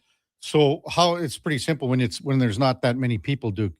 I counted a section or two and then basically went down to the bottom and counted the same section on the TV side as the other side. Right. Okay. And you look at the sections, there's 10 sections. So if there's 100 people in a section or 110 or 120, well, that's 1,500 per side.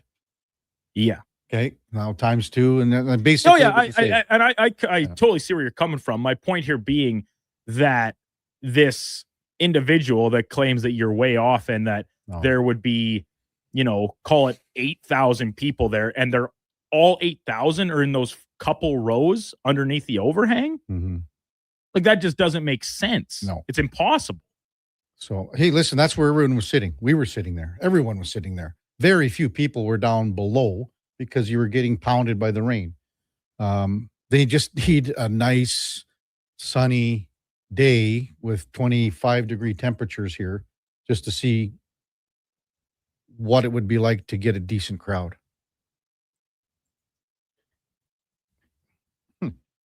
Team Dean says there's about 10 or so rows under the overhang. Well, I can tell you even they weren't packed underneath the overhang. There were people sitting there. It wasn't packed. It wasn't like you needed to push people aside and get them to stand up when you walk to your seats. That wasn't the case. 833-401-1440. Text line is open. What do we got coming up here in the 9 o'clock hour, Duke? We're going to go in or out. I see you've got the 5 questions ready to go. We've got Jonathan Von Tobel from Money Moves and V's and Live. We'll discuss this Giannis Antetokounmpo trade, the NBA draft. I would imagine that most people think that the NBA draft is going to go. I don't know. I think most people think that it's going to be the guy out of BYU, AJ DeBansa, that is going to go to Washington. He's projected. Am I crazy to think that, Fenny, that he would be the number one guy? A lot of people are, they also have Cam Boozer in there out of Duke. And then the other guy, the Kansas forward, Darren Peterson. Those are the three big guys, would you say? Yeah, I don't think you're crazy for thinking AJ DeBance is going number one. That's personally who I think is going number one overall. It is notable that Darren Peterson only did one pre-draft interview, and that was with the Washington Wizards. Ooh. But I would think, and he did more than one. However, it was reported that his first interview, he was surprised that it was about who he is as a person and not about who he is as a player. Because obviously when he was at Kansas in his contract or whatever it was for his NIL money, if Kansas was up by a certain amount of points in the second half, he could sub himself out of the game. And he did this multiple times. Incredible offensive talent, is probably more league ready than AJ DeBanza, who is a more pure athlete. So he's got the skill to go number one. I just don't know if he has the character to go number one. Yeah. So that's why I think there should be a little bit of hesitancy about Darren Peterson going one. But I think he's going two and Cam Boozer's going three, just with all the mock drafts and everything that you've seen beforehand. But I would be concerned about a Darren Peterson getting drafted number one overall, or Darren Peterson. My apologies. 833-401-1440. KK, and I think your draft order is correct. 2 and 3, tough to guess. Maybe Boozer goes one. I don't know if Boozer goes one. That would be a wild stab at one. I just think there's no clear cut. Like, I mean, there's not a guy, well, this is no hands down. This is the guy that's going number one. That's going to be a better player. You know what's funny? When you do all the reading on it, the one word that always seems to be coming up here is the safest player. A different player, the safest player with a different ceiling and a floor, but safest. Like, I mean, you know, when you have a draft where there's a clear-cut number one pick, you never hear that, oh, he's the safest, you know, because he's that good. He's going to be good. Mark texts in, hey, good morning, Kevin. Are we in an era where a Canadian NHL team should avoid drafting an American player? Well, I sure hope not, Mark. And Frank is correct. Like, look at the guys that are in Montreal. There's American guys in Montreal because they believe in the franchise. They believe in the organization. They believe in their teammates. That wasn't happening in Vancouver. That's why Quinn Hughes wanted out. You know, if Werenski's in that same boat in Columbus, it's sad. Dylan Larkin, same thing. Do I agree with it? I don't, to be honest with you. You signed that contract. I don't think you should be just saying, I want out, especially in Larkin's case where he's got so much time left. I think when you get to the end of a contract, I think you should have probably a little more say in where and what and how you want to play and what you want to do. But I just think it's sad when especially a guy like Larkin, you know, who's got so many years left on his contract. IMAX says, is KK's math right on his scorecard too? Golf scorecard, or just a close approximation? No, bang on, baby. Depends on the hole. Well, hey, this ain't Eddie Steele. So some holes you got to just like you roll your final one into the hole, or maybe you don't. You just pick it up. You get a gimme within a few feet, and you pick your head up and you look back down the fairway you just came on. You're like, all right, well, there was one there, and then I was in the woods, and then there was hey, guilty. There are holes, and more so rounds at times where the scorecard does turn into a little bit of an approximation, but that's not when I'm out there trying to, shoot Eddie 85 or anything like that. It's usually in the middle of a round where I'm doing my best to keep it in double digits. Big John texts in, I was at the game on Saturday with my family. Hey, good for you going, Big John. Enjoyed the game. Thought they should bring back the local blackouts to put people back in the seats, from Big John. I don't think that's going to work, Big John, to be honest with you. This happened in Chicago with the Blackhawks and Bill Wirtz years ago. And they blacked out every home game because they felt that they would get attendance and they thought they would get people going to the games. It backfired on them. And less people went to the games. And then there was less and less people obviously watching the games, and you weren't exposing your brand to fans. NHL, CFL, way different here. Way different. I commend you for going to the game. And it was an enjoyable game. You couldn't have asked for a more enjoyable game considering the weather conditions. And we talked with Eddie Steele yesterday. I mean, the Double E go into Winnipeg day after tomorrow. And he, like as Eddie was saying, like he asked me, are you on board with this team challenging for the Western Division crown? I said, I just need one more game. You go into Winnipeg, and even if they don't win this game, if they are competitive and they are on point with what the Bombers can bring, then I said that this team would host a playoff game last year because I felt they were in the right direction, going in the right direction. I still feel that way. So big game Thursday in Winnipeg. Coming up at the top of the hour, we got Jonathan Von Tobel from Money Moves, VSiN Live. Tons of stuff to talk about with NBA basketball with JVT. Before that, time now for a Sports 1440 update brought to you by AWS Welding Supplies in Nisku. Product sales, servicing, calibrating, free same-day delivery of in-stock items to Leduc, Nisku, and South Edmonton. Your one-stop shop for all things welding. That's awswelding.ca. Here is the Duke. This is a Sports 1440 update.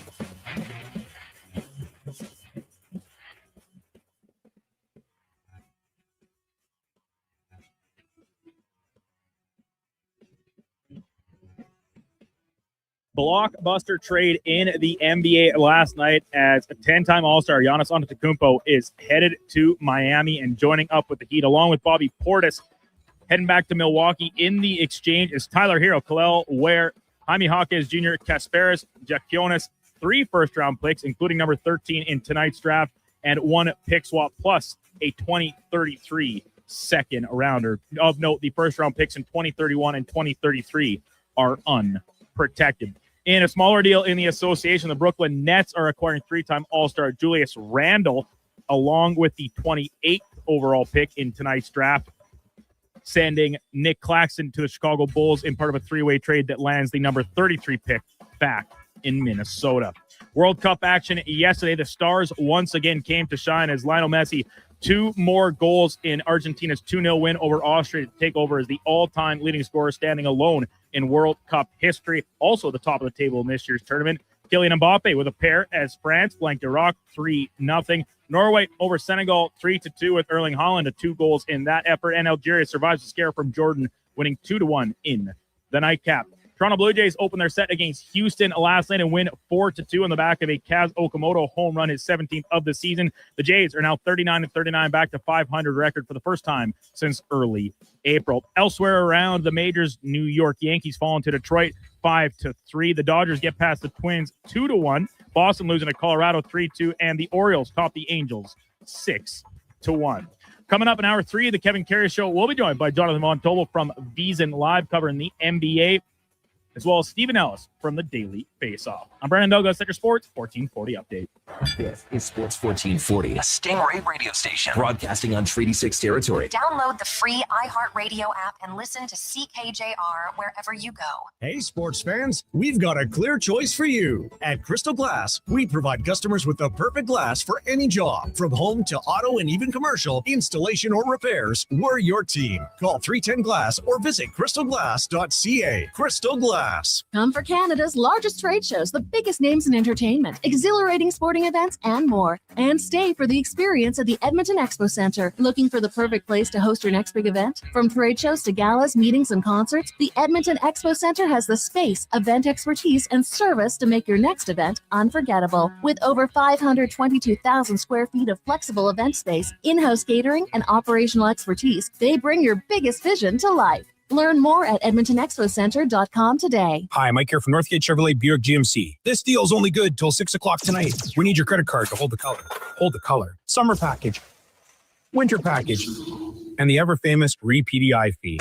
I gotta pay you to rebuild the car? Does this sound familiar? At Northgate, we do things differently. We offer 0% financing, a great selection of new, pre-owned vehicles. So if you'd like to do business a different way, stop in and see us today, 13215 97th Street, or visit us online at northgategm.com. You're in Northgate country.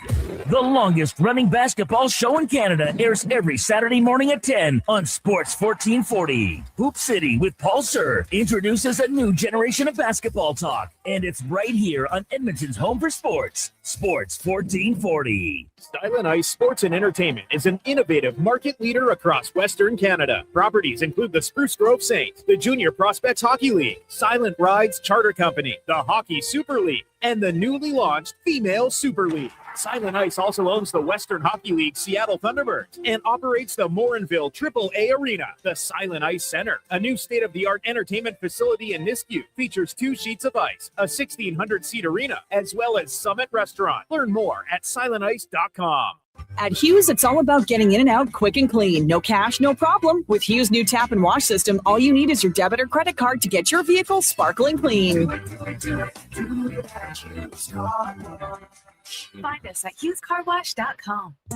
Photographers, start your cameras. Vision Credit Union's annual photo contest is back. We're asking you to show us the people, places, and moments that made you glad you chose this rural life. Maybe it's the view from your farm, a walk down Main Street, neighbors pitching in, a weekend at the rodeo, or a sunset down a back road. Share your photo to show why life in rural Alberta is a choice worth celebrating. Enter and vote at whatsyourshare.ca. Alberta is growing, but our highways are crumbling. Are you tired of the rough ride? In the last 15 years, our population has grown with hundreds of thousands more cars and trucks on our highways. Today, more than 15% of Alberta's highways are in poor condition. Cutting highway maintenance doesn't save money. It makes repairs more expensive. Don't let the government ignore the problem. Your MLA works for you. Tell them to fix our roads. Visit fixourroads.com for more information. A message from the Alberta Road Builders and Heavy Construction Association.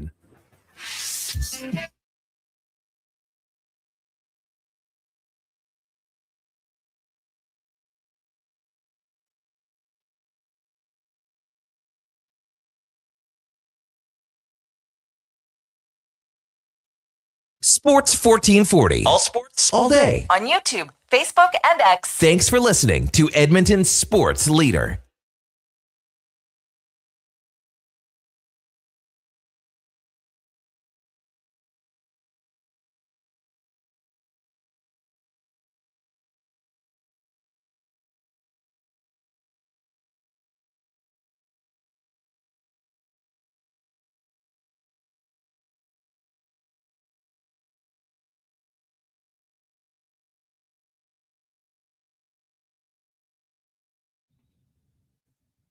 All right, welcome back to the big program. Just after 9 o'clock in Edmonton, the Edmonton Oilers have sent out a release announcing that Mike Babcock is the new head coach of the hockey team.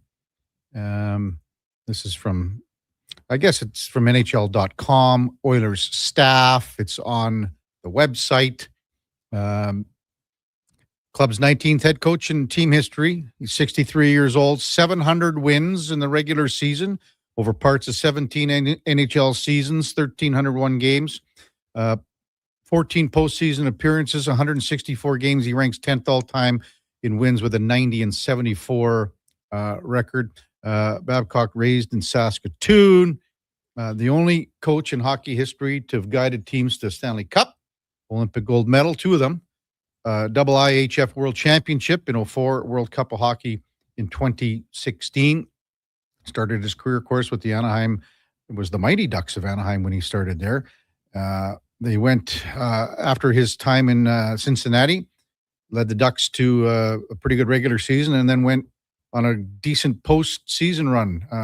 Won a Western Conference banner, lost in the Stanley Cup final. Then he moved on to Detroit, had good success there, but again, hasn't coached for the better part of 7 seasons. Had a tumultuous ending in Columbus after he was hired as head coach, and then a quick investigation resulted in him resigning. So the Oilers have sent out an email as well here in the last minute or so, basically the same stuff that we were talking about.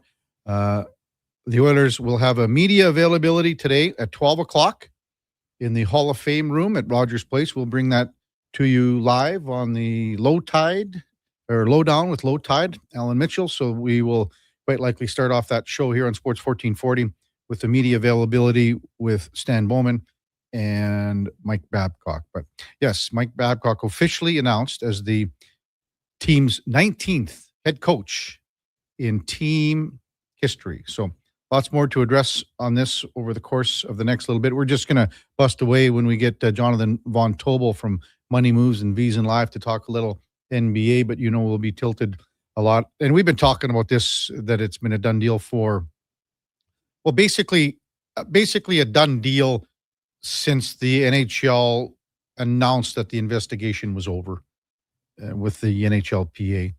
At that point, it was a done deal. So we'll discuss the Oilers' new head coach and Mike Babcock as the morning progresses. But right now, time to talk a little basketball with Jonathan Von Tobel from Money Moves and V's in Live. Good morning, JVT. You're with Kevin Karius. As always, thanks for jumping on Sports 1440 this morning. Really appreciate it. Yeah, anytime. How's it going? Well, we're busy up here. Obviously, a new head coach with the team, our hockey team. So a lot to discuss for sure. But I'll tell you what, you couldn't get more of a bigger trade than we saw happen late last night into the wee hours of the morning Eastern time and everything like that, with Giannis Antetokounmpo heading to Miami. Just your original thoughts and what you think about how this trade shook down and what the return is for Milwaukee here. Yeah, I mean, my first thought is finally, right? I mean, we were waiting for this thing forever, and the NBA media kept reporting over the weekend, it's going to happen. So we finally get there. I think that's the first one.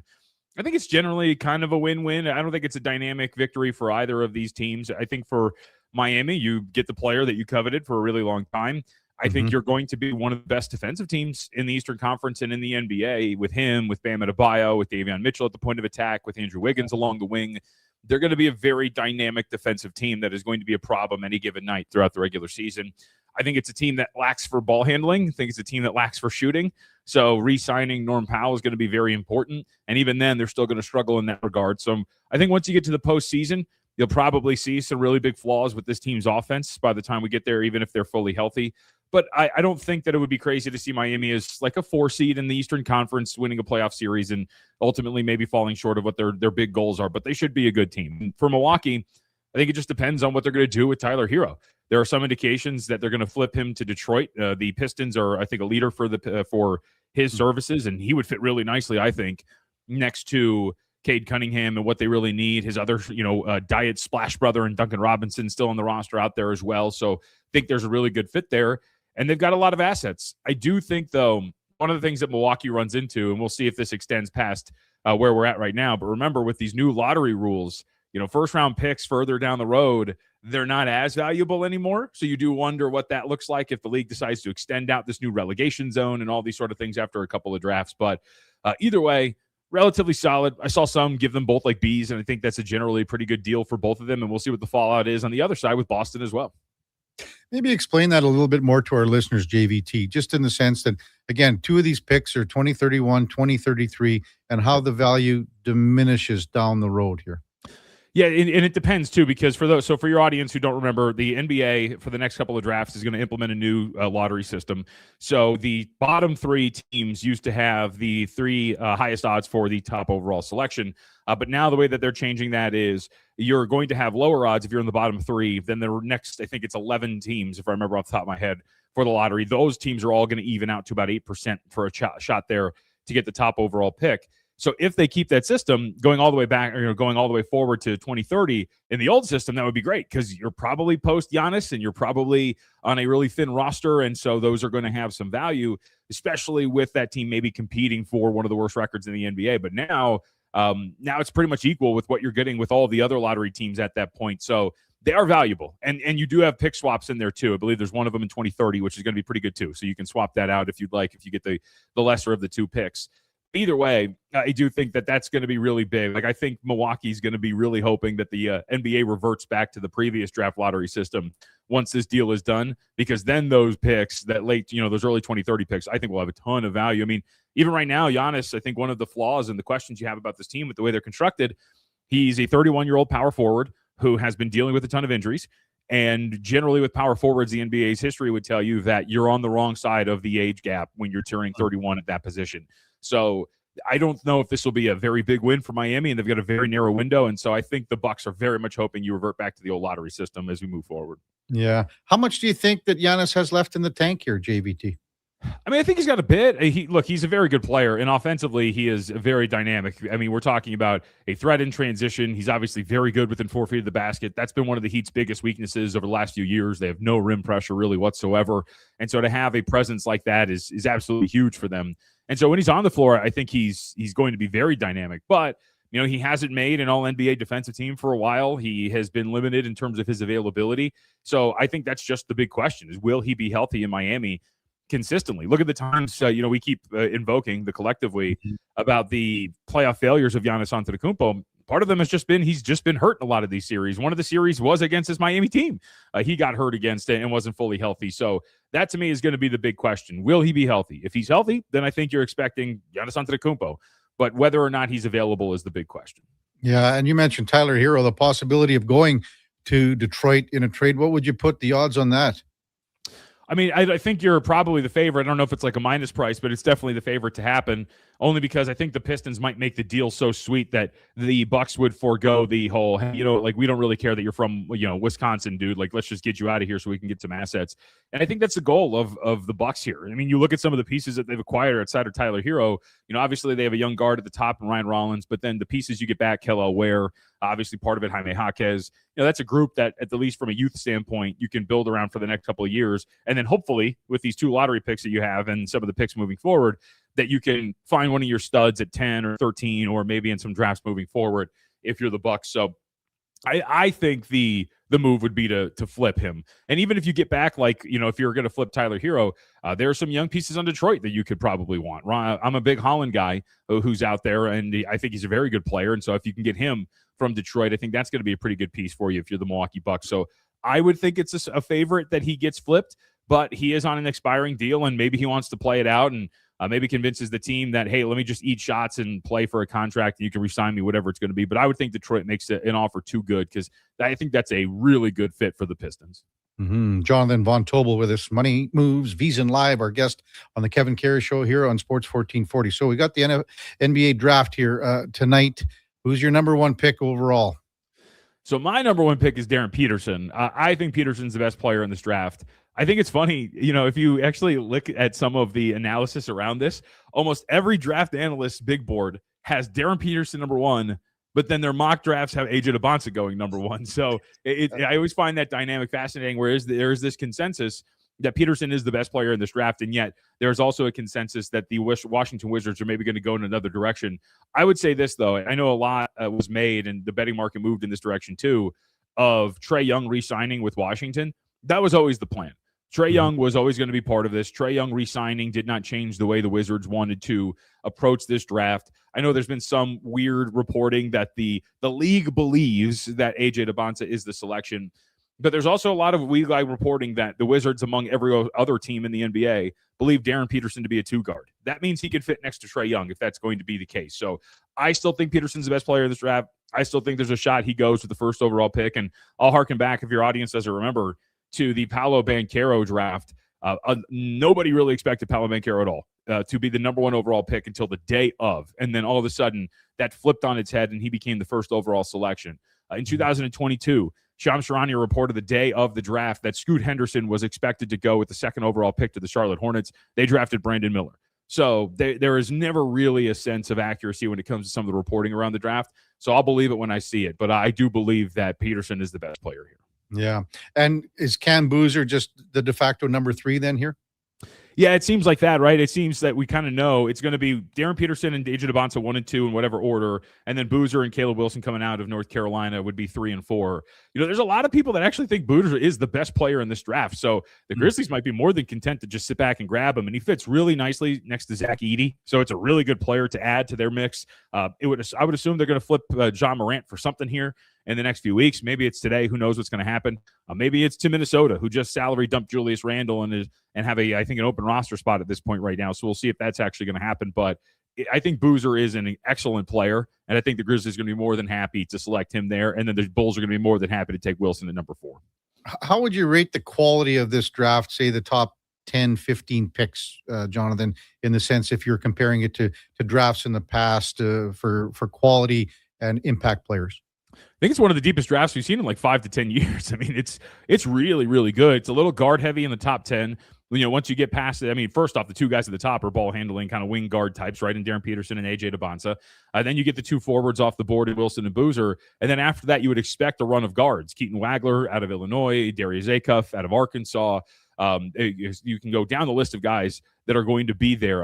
Michael Brown Jr., out of Louisville. So there's a lot of dudes that are going to be playing in some backcourts in the NBA. It seems to be a very, very deep group. And then you get some really unique pieces that are a little bit further down the board. Demara, who played at Michigan, he's a 7'3" guy who's got some skill to him.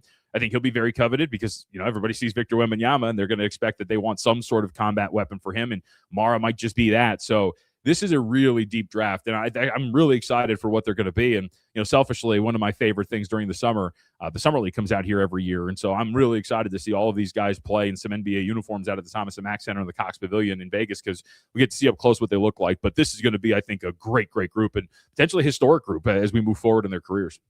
I know they don't draft till 19, and it's sort of hard to project, but obviously we have a lot of Toronto Raptor fans here, as you would imagine and expect, JVT. What would they be looking at? Who would be a couple of the names that would be available for them to select at 19? Yeah, that's going to be the interesting part, because once you get past like the top 5 in a lot of these drafts, then it's going to be pretty wild to see who's going to be available and how this is going to move around. I would assume maybe some sort of point guard. At least that's what I've been reading here. Ibuka Okorie from Stanford, I think, has been one of the widely mocked players for Toronto in that spot. But I think it's going to be one of those, leaning again on that guard-heavy mentality of what this looks like, that it starts coming out of Iowa maybe. But everything that I've read, it would seem that Toronto is very much looking to add to their guard depth out there at 19. So it would seem that maybe that is going to be it. But guards has been it. Alan Graves has also been another piece that has been really mocked out there. And that, of course, for those who don't know, out of Santa Clara, it's kind of like a wing player, 6'8", averaged 11 and 6 out there for the Broncos. And Santa Clara's got a good history, of course, of getting guys into the NBA. Herb Sendek did a really good job with that program. I always think, too, they just, like last year, they were missing some size, and I don't know if Kareem Lopez is going to be around at that point either, but maybe that's another guy that's a little bit of a bigger body. Graves, as you said, is a bigger body, so maybe that's the route they go to. One last one for you, just with the coaching announcement of Dusty May yesterday. What were your thoughts on him leaving Michigan to go to Dallas? Yeah, I thought so. There's a couple things. First off, because I do some college coverage out here for ESPN Vegas to cover UNLV basketball, and so I always like when college media members are very surprised when a guy makes the leap, and it's like, yeah, man, it's the NBA. Like these guys have egos and they want to be the best of the best, and so I don't think it's ever surprising when a dude ever considers making the leap from college. Interestingly enough, the last time we saw this leap was actually, I believe it was 2017, 2018, when John Beilein from Michigan made the jump to take the Cleveland Cavaliers job. But I think May is going to do much better than what John Beilein did in his time with the Cleveland Cavaliers. I think he's a great coach. I think he's going to be really ready to go. And I think it's a smart move for Dallas because he is a younger head coach with a younger roster centered around Cooper Flagg and whatever they're going to do with the 9th overall pick. Maybe Braden Burry's out of Arizona, but I like when teams will do that. And May should be on the same wavelength as some of these young guys. And looks like he's going to be in for it too, because some of the reports were that he just didn't want to deal with the madness of college. So go to the pros and just get some of these guys and coach them up. And I think he's going to be a good coach and a good fit for the Mavericks. Yeah, it's a circus everywhere you go, isn't it, JVT? So that's the way she goes. But as always, thanks so much for your time, Jonathan. Really appreciate it. Enjoyed tonight's draft. Maybe we'll see some moves and teams moving up and down and some more trades. But it was an exciting night. It should be another exciting evening today. As always, thanks for coming on. Yep, anytime. Thank you. That's Jonathan Von Tobel from Money Moves, VSiN Live. Some great insight regarding the NBA draft, Giannis trade. There's so much going on in the NBA today, and he's one of the very best to cover the NBA. So our thanks to Jonathan for coming on as usual. When we come back, we'll get to some of your texts, 833-401-1440. Also in the 9 o'clock hour, we got Stephen Ellis from the Daily Faceoff. He'll have we'll talk about his final draft rankings. And then the NHL draft is right around the corner here too. It's Kevin Karius Show with the Duke of Delburne. Josh Fenwick on Sports 1440 AM radio. We're streaming on YouTube, X, Facebook, Instagram, and Twitch. I've got some good news. If you've been thinking about a heavy-duty truck, The 2026 Ram 2500 Black Express is now at St. Albert Dodge. You've got 20-inch black aluminum wheels, black Mopar side steps, body color, bumpers and grille, and a sport performance hood. Available in all the colors for $68,990. Plus, new this year, Ram's best-in-class 10-year powertrain warranty. Now's the time. Head up the trail and see how easy it is to do business at St. Albert Dodge. Summit Restaurant. Located in the heart of the Silent Ice Center and just minutes from South Edmonton Common, Summit is your destination for exceptional house-made pizza, delicious entrees, and expertly crafted cocktails. Cheers. Experience the perfect blend of flavor and ambiance in a modern setting. Join us for a straightforward yet elevated dining experience where our commitment to quality speaks to every bite and sip. Make Summit Restaurant your next night on the town. The longest running basketball show in Canada airs every Saturday morning at 10 on Sports 1440. Hoop City with Paul Sir introduces a new generation of basketball talk, and it's right here on Edmonton's home for sports, Sports 1440. You don't just need property services, you need problems handled. HireGood provides cleanup, debris removal, site monitoring, and safety attendance across Edmonton. We reduce issues on your property, keep spaces safe, and take pressure off your team. We resolve real problems for businesses while creating real impact because our team is built on second chances and they show up every day ready to prove it. Visit hiregood.ca or call and mention Jason Greger for a first-time discount. HireGood. Stable jobs create stable lives. Photographers, start your cameras. Vision Credit Union's annual photo contest is back. We're asking you to show us the people, places, and moments that made you glad you chose this rural life. Maybe it's the view from your farm, a walk down Main Street, neighbors pitching in, a weekend at the rodeo, or a sunset down a back road. Share your photo to show why life in rural Alberta is a choice worth celebrating. Enter and vote at whatsyourshare.ca. Bashaw Concrete Products. From concrete and septic tanks to blocks, precast water pads, Jersey barriers and aggregates. Farmers, contractors, homeowners. Plan your next project at BashawConcrete.com. Family owned, over 60 years pouring. Bashaw Concrete Products. Once again, start here. BashawConcrete.com.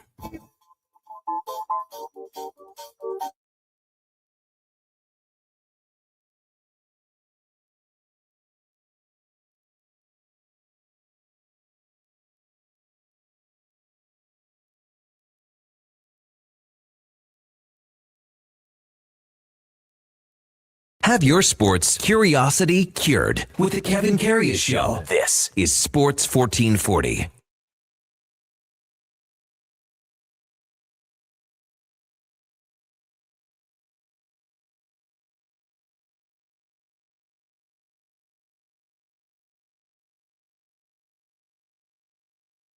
All right, welcome back to the big program, 921 in Edmonton. Just as we were wrapping up that interview with Jonathan Von Tobel, the Oilers also announced that DJ Smith has been added to the coaching staff under Mike Babcock, and this was kind of expected.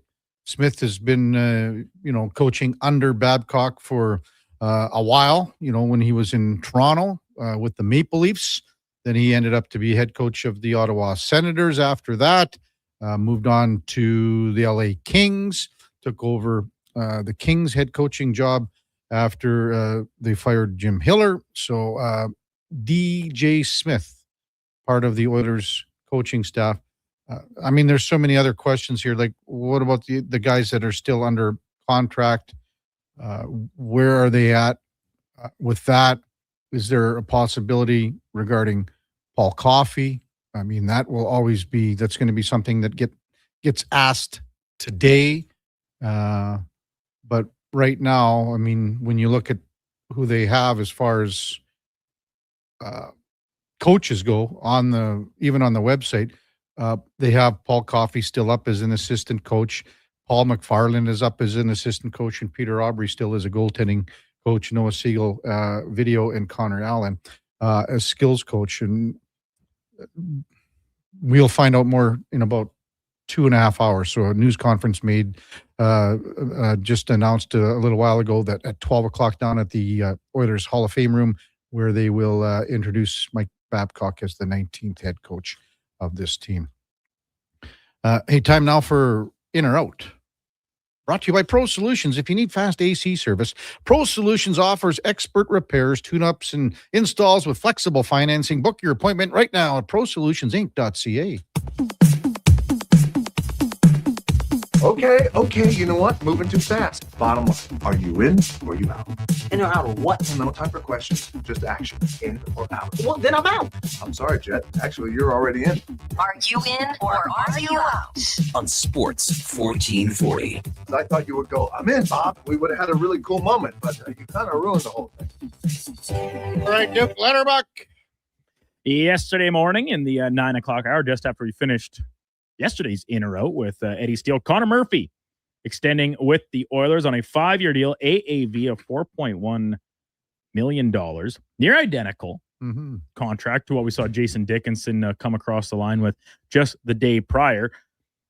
And some of the questions, causes for concern around these contracts is the length of them combined with the player's age, 30 and 33 respectively for Dickinson and Murphy, and 5 years the term on both contracts. And Kev, despite the fact that Murphy is actually the older player, 3 years older, I think his deal is actually the more favorable of the two. Well, he's a defenseman, and that's why for me, and he's going to be asked to play a lot of tough minutes. He's going to be asked to be, well, like right now on the Oilers roster, what they have, and this is with Darnell Nurse leaving, he's the toughest defenseman they got. And it's not even really close, is it? So he's going to be asked to play that kind of role with this team, a bit of a protector back there. And he dropped the mitts a few times when he got here. We're going to see that again because, if Nurse, we're assuming that Nurse is gone. So I think it's favorable only because, again, Duke, it's 4.1 for a second pairing, which is great. Worry about the first 3 years of this contract. The last 2 years, you cross that bridge when we get there. So that's why for me, it's the first 3 years of this deal that are going to matter the most, because when you're in win now mode, that is what matters most. And Kevin, to me, why I think I hone in on this one more so than the Dickinson deal, which I still like. We talked about it pretty extensively yesterday, but just have a little more, I don't know if hesitation is the right word, is at $4.1 million in 2-3 years time, there's a case to be made that even right now, that's the going rate for a good third pairing defenseman. And so to get that type of value for a second pairing guy that has clearly shown an ability to still chew up minutes, and then the only obvious worry is, declining of foot speed and whatnot. And Jason Dickinson, he's a third line centerman. And I agree. I think $4 million is a great price for a third line centerman. Yeah. In 2, 3, 4, 5 years time, is it a good price for a fourth line centerman? That's where all of a sudden I just have a little bit of a more lean towards liking the Murphy deal, with the understanding that I do think, as we said yesterday, both come in at a really good bargain for the here and now, which is what is the Oilers' priority as they try and field a Stanley Cup caliber team in the immediate future. And as you said, 3+ years down the road isn't of a huge priority at the moment. Exactly. Several names remain unsigned for Edmonton, and most notably, perhaps, goaltenders maybe notwithstanding here, is Kasperi Kapanen, a very impactful player since joining the Oilers, and our own Jason Gregor reporting that Kapanen is expected to test the market of unrestricted free agency. This is a player that I've been quite heady on the Oilers being keen on bringing back, and his ability to play up and down the lineup, provide a physical presence, speed, size. He can touch the game in a lot of different ways. But with all that being said, you look at the numbers where he could fit into the Oilers lineup on a most consistent basis. I think the highest AAV Edmonton should be willing to push across the table as an offer in the UFA market, coming in an AAV of $2.75 million. It'd be nice to get him at that for sure. He was really good in the playoffs last year. If you prorate him out, he's a 15 goal guy, I would say, Duke. That's fair. The pro rate is because the health has been concerned. 57 games 2 years ago, just 41 last year. Now, he had his best season under Mike Babcock in Toronto. DJ Smith was also there, right? At that time. Had 20 goals back in 18-19. He's a big body. I think he had one more year. Babcock got fired, and then Keefe took over the following year. But if he's healthy, he's 15 goals. He's a 15-goal guy.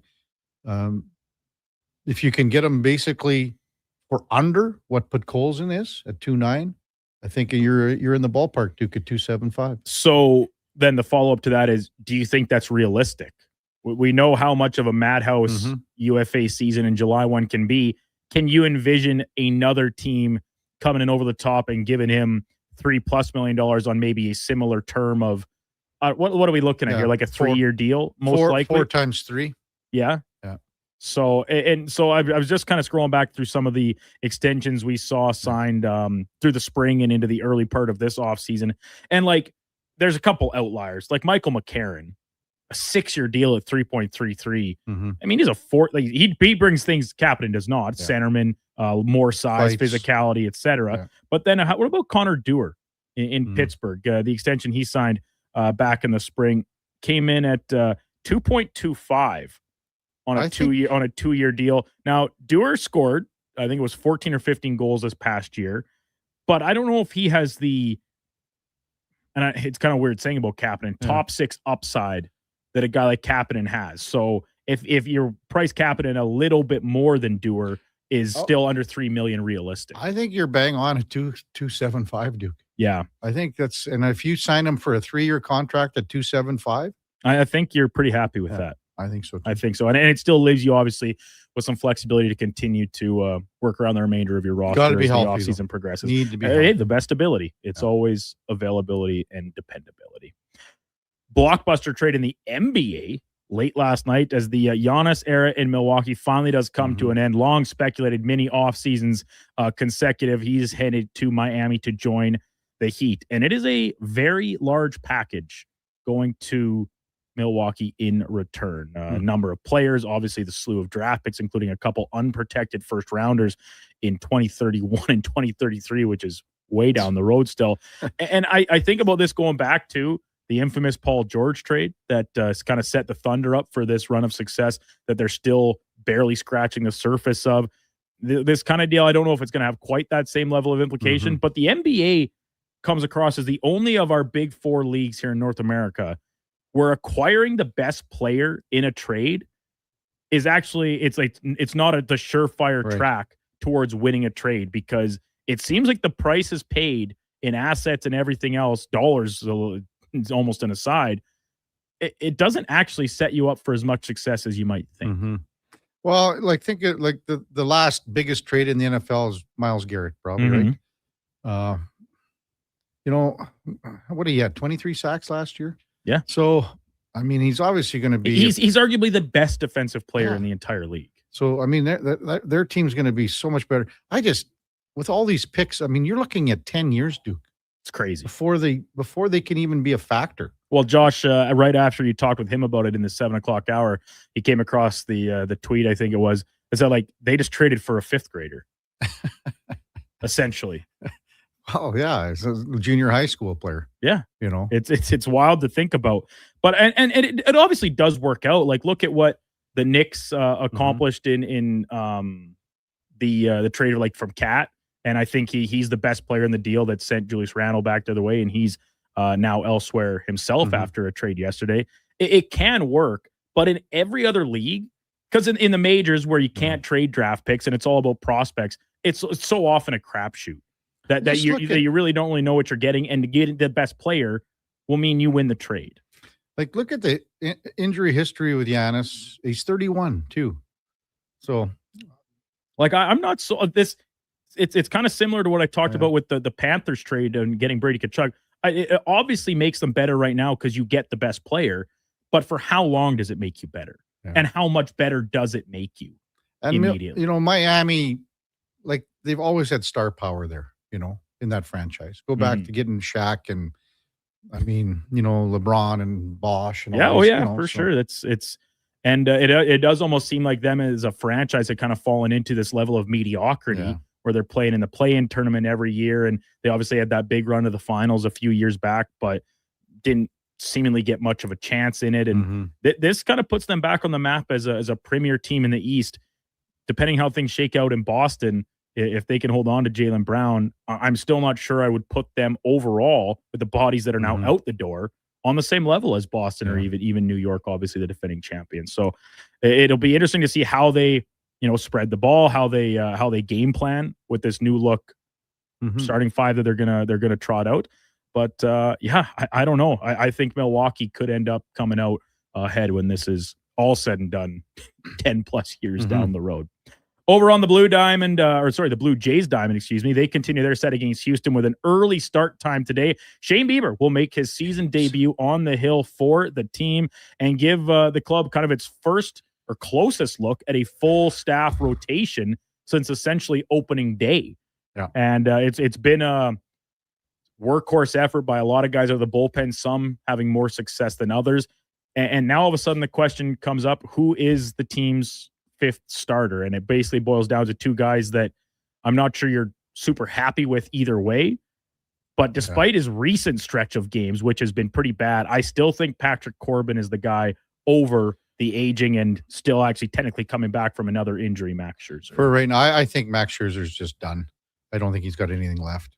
I think he needs to be, you can have him, if you want to throw a Brandon Fisher out there for an inning or try to get two out of him. And if you can get Max Scherzer to follow him up out of the pen for, 3 innings, I think that's a win every time he takes to the mound. Wonderful career. I just don't think he's got anything left. If the Blue Jays want to challenge here for a wild card spot, and they're only 7.5 back of the division lead here. Oh, yeah. If they want to challenge, they're still going to need, Corbin's their fifth starter right now, but he's not good enough. They need another arm. They got to make a trade to get another arm in there. Cease was, again, pretty decent yesterday. Savage is there. And let's think about Bieber here for a second too, Duke. Very big question mark. His pitch count today is going to be 80 max? So let's see what he does today. Man, this guy's arm could fall off this afternoon. Yeah. So they're still hurt. They need a lot more help. They need some arms here in the next little bit before trade deadline. You talk about Scherzer and potential role with the team moving forward if he is in fact not going to be the fifth starter for the time being.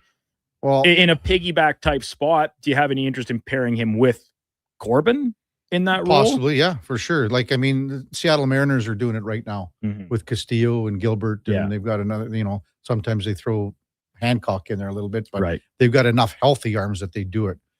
So when Scherzer, if he comes back, the guy that'll be going down would be probably Lazaro Estrada, because he's got a couple of options remaining. Simeon Woods Richardson, the couple times that he's been in there, he's been not that bad, to be honest with you. Well, especially when he came in that one, I think it was his first appearance. Yeah. They needed him, and he delivered, and it was just 3 innings of work, but he picked up the win, his first of the year, despite many appearances in Minnesota. So it's kind of funny that baseball is such a sport where it's just we only need you for a week, and then back to the wolves you go, essentially. Exactly, And it's not fair necessarily to the player, but it's the nature of the business. That usually when bodies come back, there's some pretty tough and unfortunate, difficult decisions to be made about who's now, back to the wood pile for someone else to pick up. But hopefully, and I'm very optimistic that Shane Bieber can provide a little bit of back end stability to this Blue Jays rotation as we approach the season's midpoint. Finally, this date, 2011. I was a little bit shocked that it was this long ago. The premiere of the television program Suits on the USA Never network. seen that one either, Duke. Oh, really? No. Really I interesting. haven't. So it's a legal drama, and much like many legal dramas, gives no real insight into what the life of a lawyer is like, but it's high corporate in New York City. The guy with the eidetic memory cheats his way into getting this job, and yada, yada, yada. The cast is really good, including the Duchess of Cambridge, Sussex. Oh, really? What is she? Fergie? Meghan Markle. Oh, Sussex, Markle. the Duchess of Sussex. She's one of the female leads. She's great. Patrick J. Adams, I think, is half Canadian. He's one of the male leads. Gabriel Mock, really good cast. Just total typical TV where it's the same plot every single episode over and over again. Not a bad program. Anyway, legal dramas. There's many better ones out there. And I think the best, at least that I've seen, I'm going with Better Call Saul, the spin-off prequel to the hit drama Breaking Bad. Yeah. With the lawyer, Jimmy McGill turns into Saul Goodman as an alter ego eventually. Really good show. Yeah, I Really like good. Better Call Saul too. Yeah.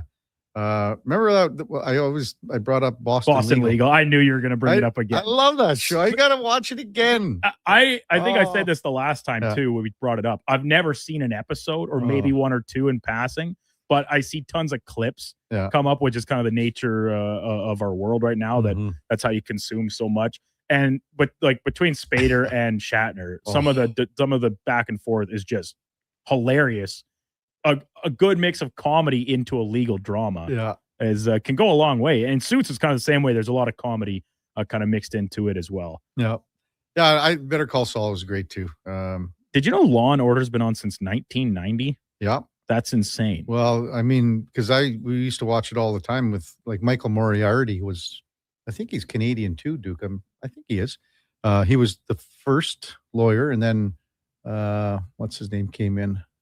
I don't know any of their names. Think about Law and Order. You talk about a show that I've not sure I've ever seen a full episode of. It would actually fall into that category. Well, think about Mariska. Well, she's blowing up. Some years, yeah. And because SVU's been on since '99. Yeah, her and Ananobi, they're best buds.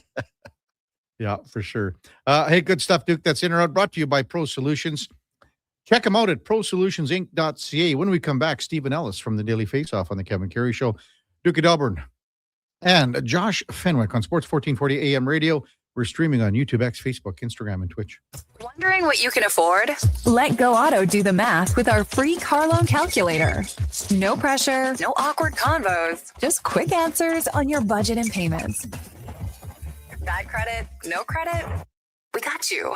Text CHECK to 780-777-7777. That's CHECK to 780-all-7. Find out what you qualify for and start shopping with confidence. Go Auto. Drive what you love with payments that make sense. The Riverhawks return this weekend for First Responders Firework Friday. Enjoy Country Nights Mechanical Bull on Saturday with Daisy's Saloon. Then Boston Pizza presents baseballs and body slams on Sunday with a real wrestling ring. Fun for the whole family. Tickets at GoHawks.ca. The longest running basketball show in Canada airs every Saturday morning at 10 on Sports 1440. Hoop City with Paul Sir introduces a new generation of basketball talk, and it's right here on Edmonton's home for sports, Sports 1440. The Lawnmower Hospital.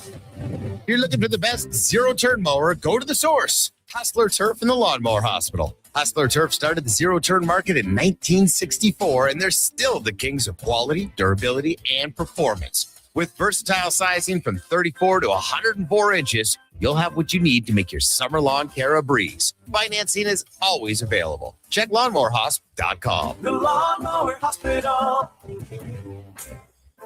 Legacy Heating and Cooling is serious about cooling. In fact, we offer multiple ways to cool your home. So you better Call Legacy. Call Legacy. If you're looking for traditional air conditioning, we got you. Call Legacy. Call Legacy. Or ask us about a heat pump to help you heat and cool. Call Legacy. Call Legacy. Cool with AC or cool with a heat pump. Cool your home with Legacy Heating and Cooling.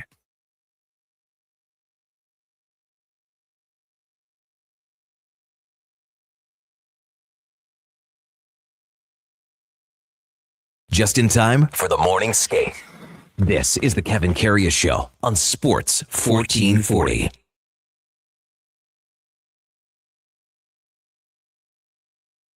All right, welcome back to the big program. 9:42 in Edmonton, and time now for the Puck Report, brought to you by Fountain Tire.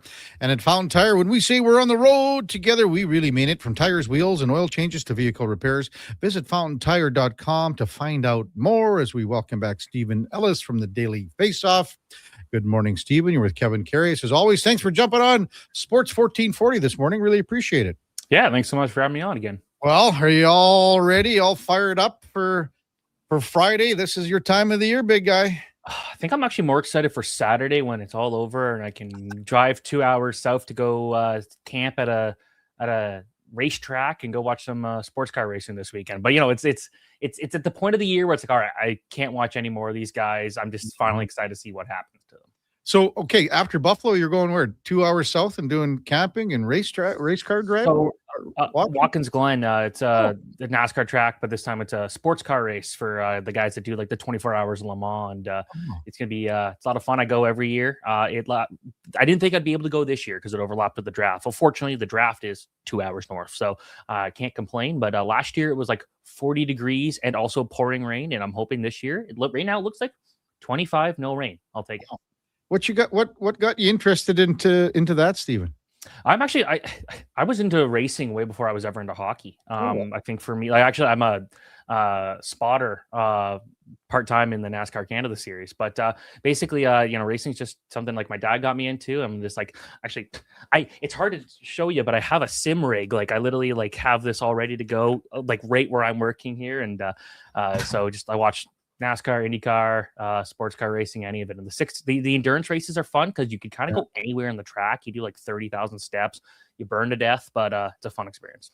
Oh, good stuff. Stephen Ellis, Daily Faceoff, with us on the Kevin Carey Show. So, final rankings out on DFO, and you're staying status quo at the top with Gavin McKenna as your number one pick. Why?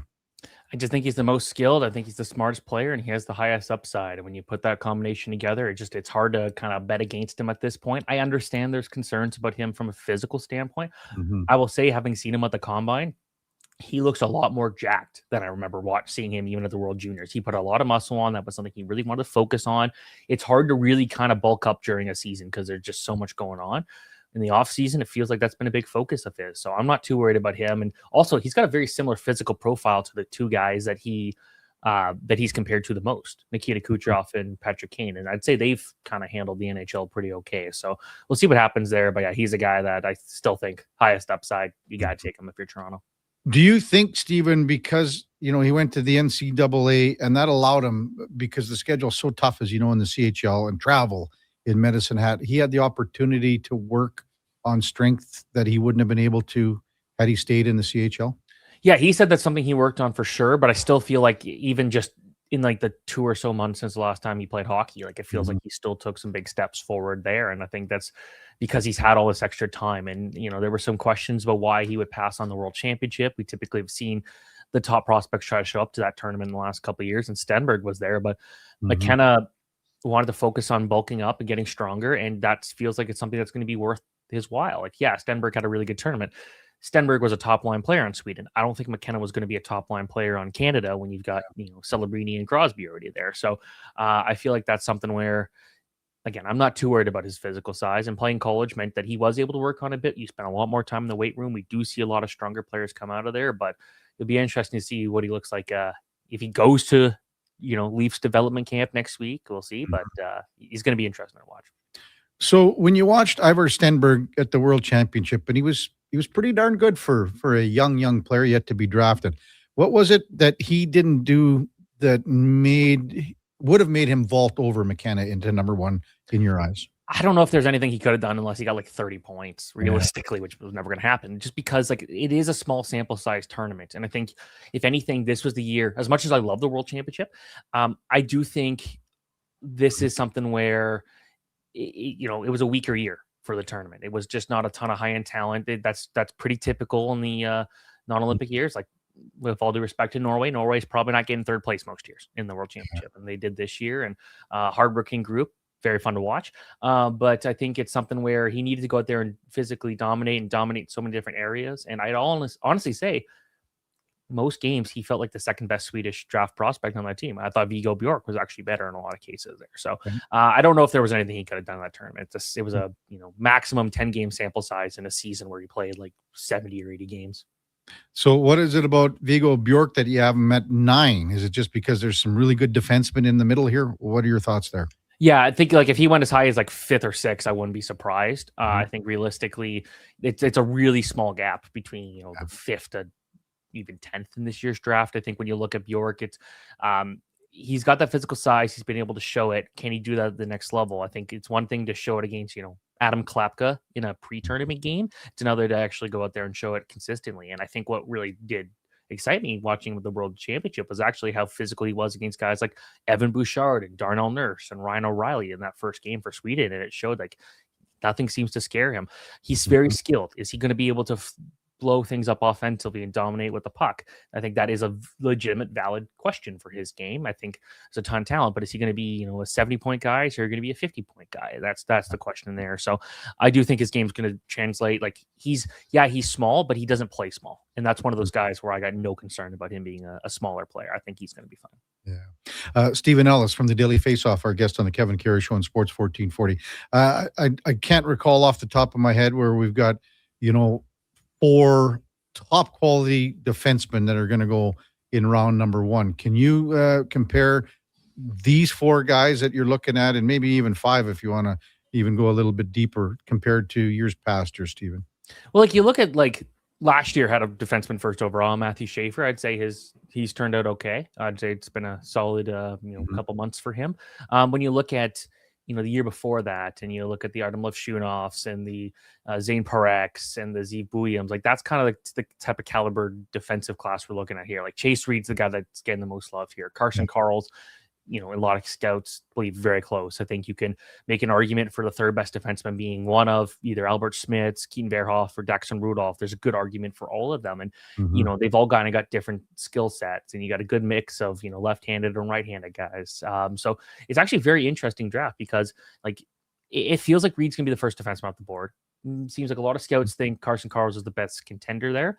The third guy off the board could be any of those players, like the third defenseman off the board, I should say. It could be any of those other guys I mentioned there. They've like a Rudolph, highest offensive potential. Smits, best defensive defenseman of the group. Verhoff, I think, has the highest ceiling of the 3. So it's one where there's different strengths in all these guys, and I think that's going to make it interesting. So this does feel like one of the better defensive drafts where, we're looking at 5 defensemen who should go in the top 10. And I wouldn't write off a guy like Ryan Lynn or Malte Gustafsson joining that group there too. So it's actually a really strong blue line draft. After that, it does fall off a bit. I think you're looking at Xavier Villeneuve's probably the most skilled guy on the blue line this year, but is he too small? Is who else? Tommy Blale, another guy, very skilled, great numbers in the queue. Is he maybe too small? Is his rise legit? Because he was playing he was under a point per game playing prep hockey, and then he was the top rookie in the entire CHL this year. That's another one where it's interesting. So I do think it's something where it's a good year to pick a defenseman if you need one. I think we told you, Stephen, we've got David Schlemko as our co-host on Wednesdays. He's worked actually a little bit with Daxon Rudolph at NAX Academy here a few years ago. And he thinks Daxon Rudolph, who, by the way, we're going to have on the show tomorrow to our listeners. He's going to come on tomorrow morning with David Schlemko. But Schlemmer, he thinks Rudolph is going to be the best out of this bunch. Could that happen? I think there's a good argument for it. I think in terms of pure offensive potential, he's the best defenseman I think you're going to find in this draft class. I think he's just so good at the puck. And watching him with Prince Albert this year, it's one thing to be, the top defenseman on your own team at 17. It's another thing to be the best player on the team. And it's another thing to be one of the best players in the entire CHL, period. And that's what we saw at Daxon Rudolph. There are concerns about his defensive game, but overall with the puck, and I feel like the flaws in his game are still quite minor. The scouts I've talked to seem very mixed on him, but some view him closer to the 5th best player in the draft, overall best player, as opposed to the 10th. Others say not a top 10 prospect. There are some mixed opinions. I like him. I'm very high on him. I think he's going to be a very high impact guy, a top 4 defenseman that can run a power play and produce a lot of points. So count me as a Daxon Rudolph fan. How intriguing is Wyatt Cullen for you, Stephen? You look at what he was able to do this year, a point per game guy on a team that wasn't, offense isn't necessarily easy to come by if you were the NTDP this year. Missed some time due to injury, had to really kind of grow into his frame. He was 5'8", 150 a year ago, and he gained 30 pounds, and he's 6'1" now. He's grown a lot. He's very skilled, one of the best skaters.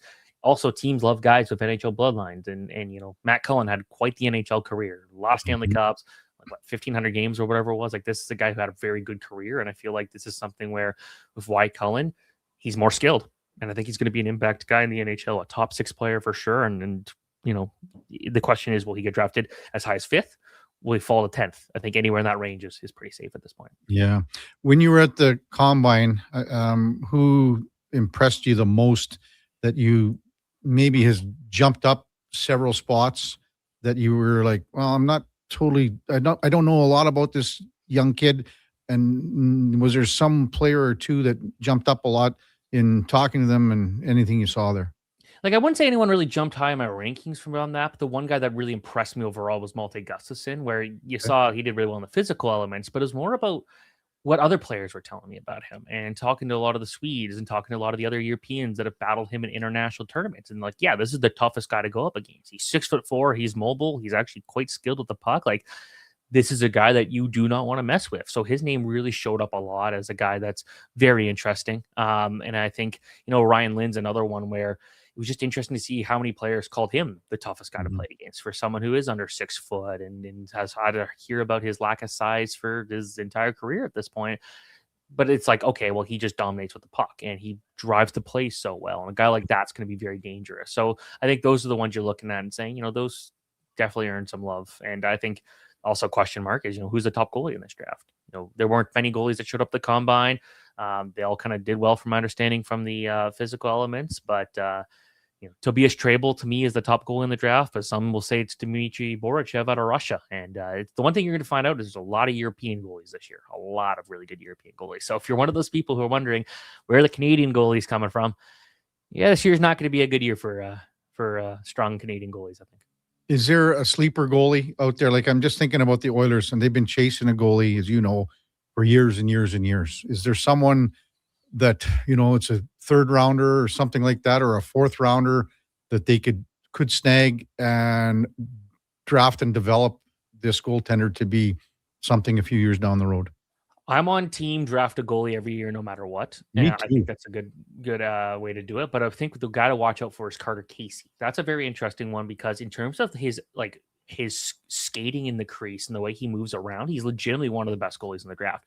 That being said, he's a very reactive goalie. He reminds you so much of Jonathan Quick, where he's kind of chasing the puck a bit too often, as opposed to someone more like a Dustin Wolf, who's a bit more, foundationally sound. You see, he's always got his glove up. He's not kind of scrambling to make saves. He's got that athleticism. I think of Carter Casey of the Medicine Hat Tigers, he is a bit scrambly. He is out there trying to dive a bit too much to make saves.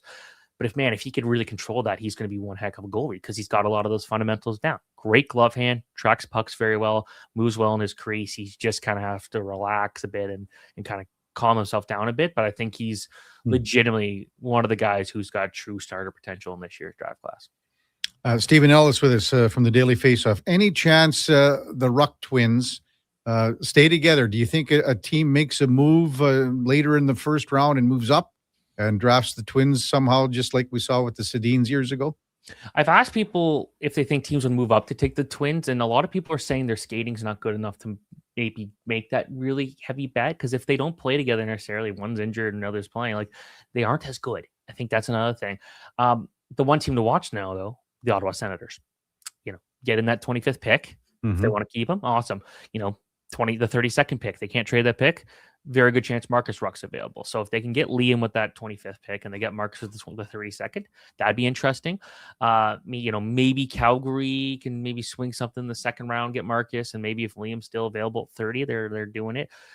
St. Louis would be another team to watch, but it feels like watch the Ottawa Senators. That's one that kind of makes a ton of sense. It's a team that just kind of needs something to get excited about at this point. Yeah. Anything from the Western League that jumps out on you? Because obviously we're part and parcel to a lot of the players out there. Any player from the Western League that you think that could be a big riser when it comes to Friday or even Saturday when we get past round one?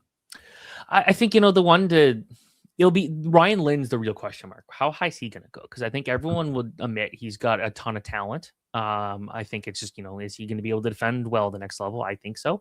Jacob Vanacek's one where I've seen anywhere from 40 to 80 in draft rankings, the Tri-City Americans defenseman. I got him at 41. Some scouts thought that was a little higher than they would take him, but one that a lot of people still see the really high potential there. So that's very interesting. Chase Harrington is a guy I like. He works hard, probably more of a third line player at best, more likely a fourth line player, but he's going to be a good one. And I think that's something that really matters. Teams are going to try and look at guys who can be, impact depth guys because you still need players like that. Not everyone's going to be Connor McDavid, shockingly. And then you look at a guy like Gio Pantelis out of Brandon, very fun player to watch. His offense kind of dried up in that second half, but if he could find that again, this is a dude who's confident. This is a guy that loves to have the puck and make things happen, and I think that's something where he's going to do really well. Yeah. With Pantelis, he just fell off at the end, or how did you see his progression or lack thereof? I think with Pantelis, it's like you watch him. Like I had him as a potential first-round pick. I've dropped him to the 51st. I do think you can. If he's taken early in the second, I get it. There's some talent there. The game-to-game consistency is still a question mark for me. He was on pace for 50 points around Christmas. He finished with like 37. He did fall off a bit. He won't let you down defensively. I just want to see him a bit more active with the puck because we're seeing a lot more defensemen that need to do things with the puck, and it feels like that's something that he kind of lacks. But if he can figure that out, he's going to be pretty good. Well, hell of a job once again with all your rankings, Stephen. Enjoy Buffalo, but hey, enjoy the race car stuff even more once it's all said and done on Saturday. Man, I'm excited. It's going to be a fun time. It's going to be warm, but I'm looking forward to some relaxing. And they also let us bring beer into the event. It's kind of nice. Event that lets you bring in your own coolers, always a positive. Oh, that's the best part. That's the best part. As always, thanks for coming on, Stephen. Really appreciate it. Thanks so much. Stephen Ellis, Daily Face-Off, and our Puck Report brought to you by Fountain Tire. And at Fountain Tire, we're in it for one thing, and it is your vehicle. Check them out at fountaintire.com. When we come back, we'll get to some of your texts, 833-401-1440. Also, the con man, Connor Halley, will slide by in his Tuesday 10:20 slot. Before all that, time now for a Sports 1440 update. And it's brought to you by Sean Cunningham of Remax Real Estate. Get the home team advantage for your next move in the Edmonton area. If you are thinking about buying or selling a home, call or text Sean directly at 780-265-0165. Here is the Duke. This is a Sports 1440 update.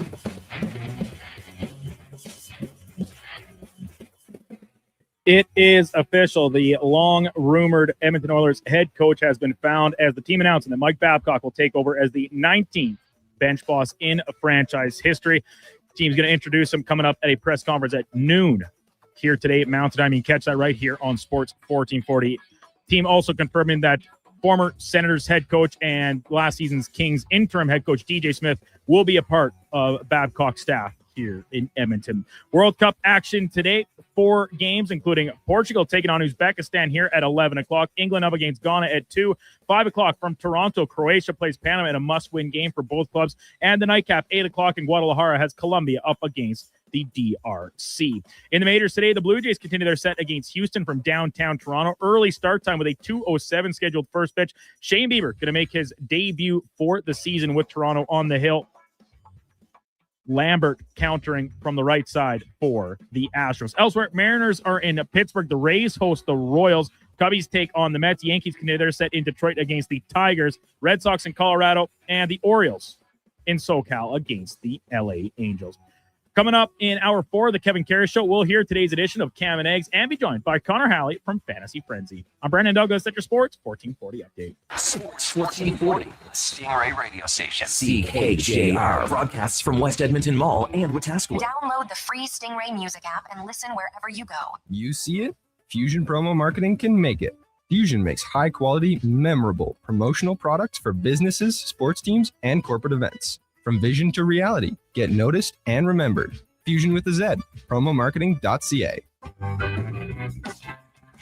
Getting your vehicle sparkling clean doesn't have to cost a fortune. Take it into Hughes today and pay just loonies a wash. Find us at HughesCarWash.com.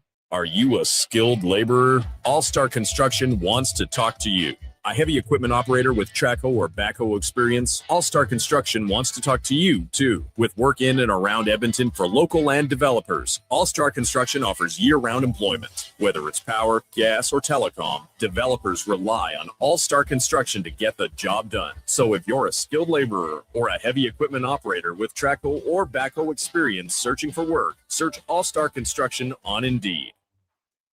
You wanted local sports on weekends. Saturday mornings at 9, check out the Saturday Sports Setup, where we'll tee up what's happening on the weekend sports scene. Tune in Saturday morning at 9 on Sports 1440.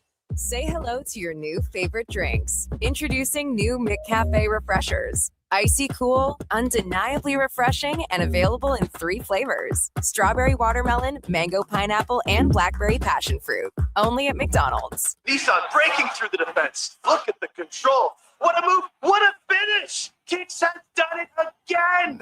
Nissan Kicks is the 2026 Best Buy winner from Consumer Guide Automotive for 5 years in a row. The Score with Nissan event is on, and you can score by financing a 2026 Nissan Kicks S for 0% for 36 months, or get up to $3,000 cash purchase bonus on other Kicks models. Conditions apply. Visit Nissan.ca for details.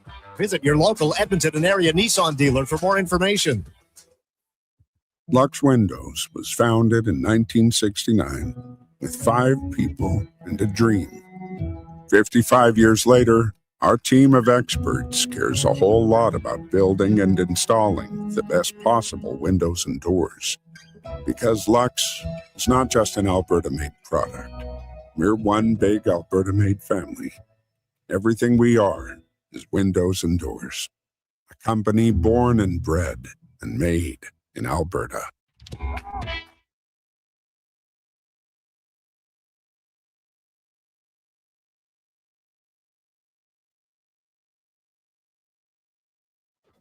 Kevin Karius Show, breaking down Edmonton's favorite teams, even though his favorite Junior A hockey team is the Yorkton Terriers. Thanks for checking in with Sports 1440.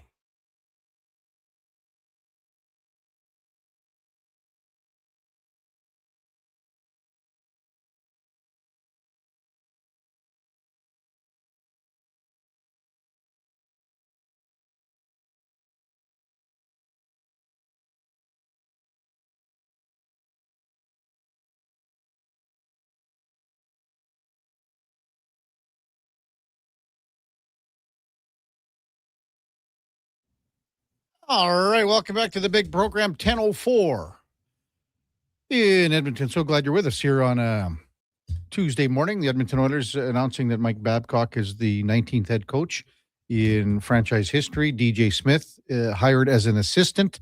The Oilers will hold a media conference coming up at 12 o'clock, so just under 2 hours. We'll bring it to you right here live on Sports 1440 AM radio. And on our streaming services like YouTube,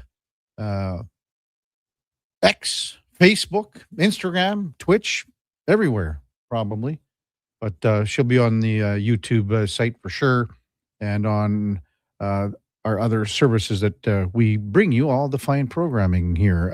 It'll be an interesting media availability for sure. Time now for another edition of Cam and Eggs with the great Cam Tate.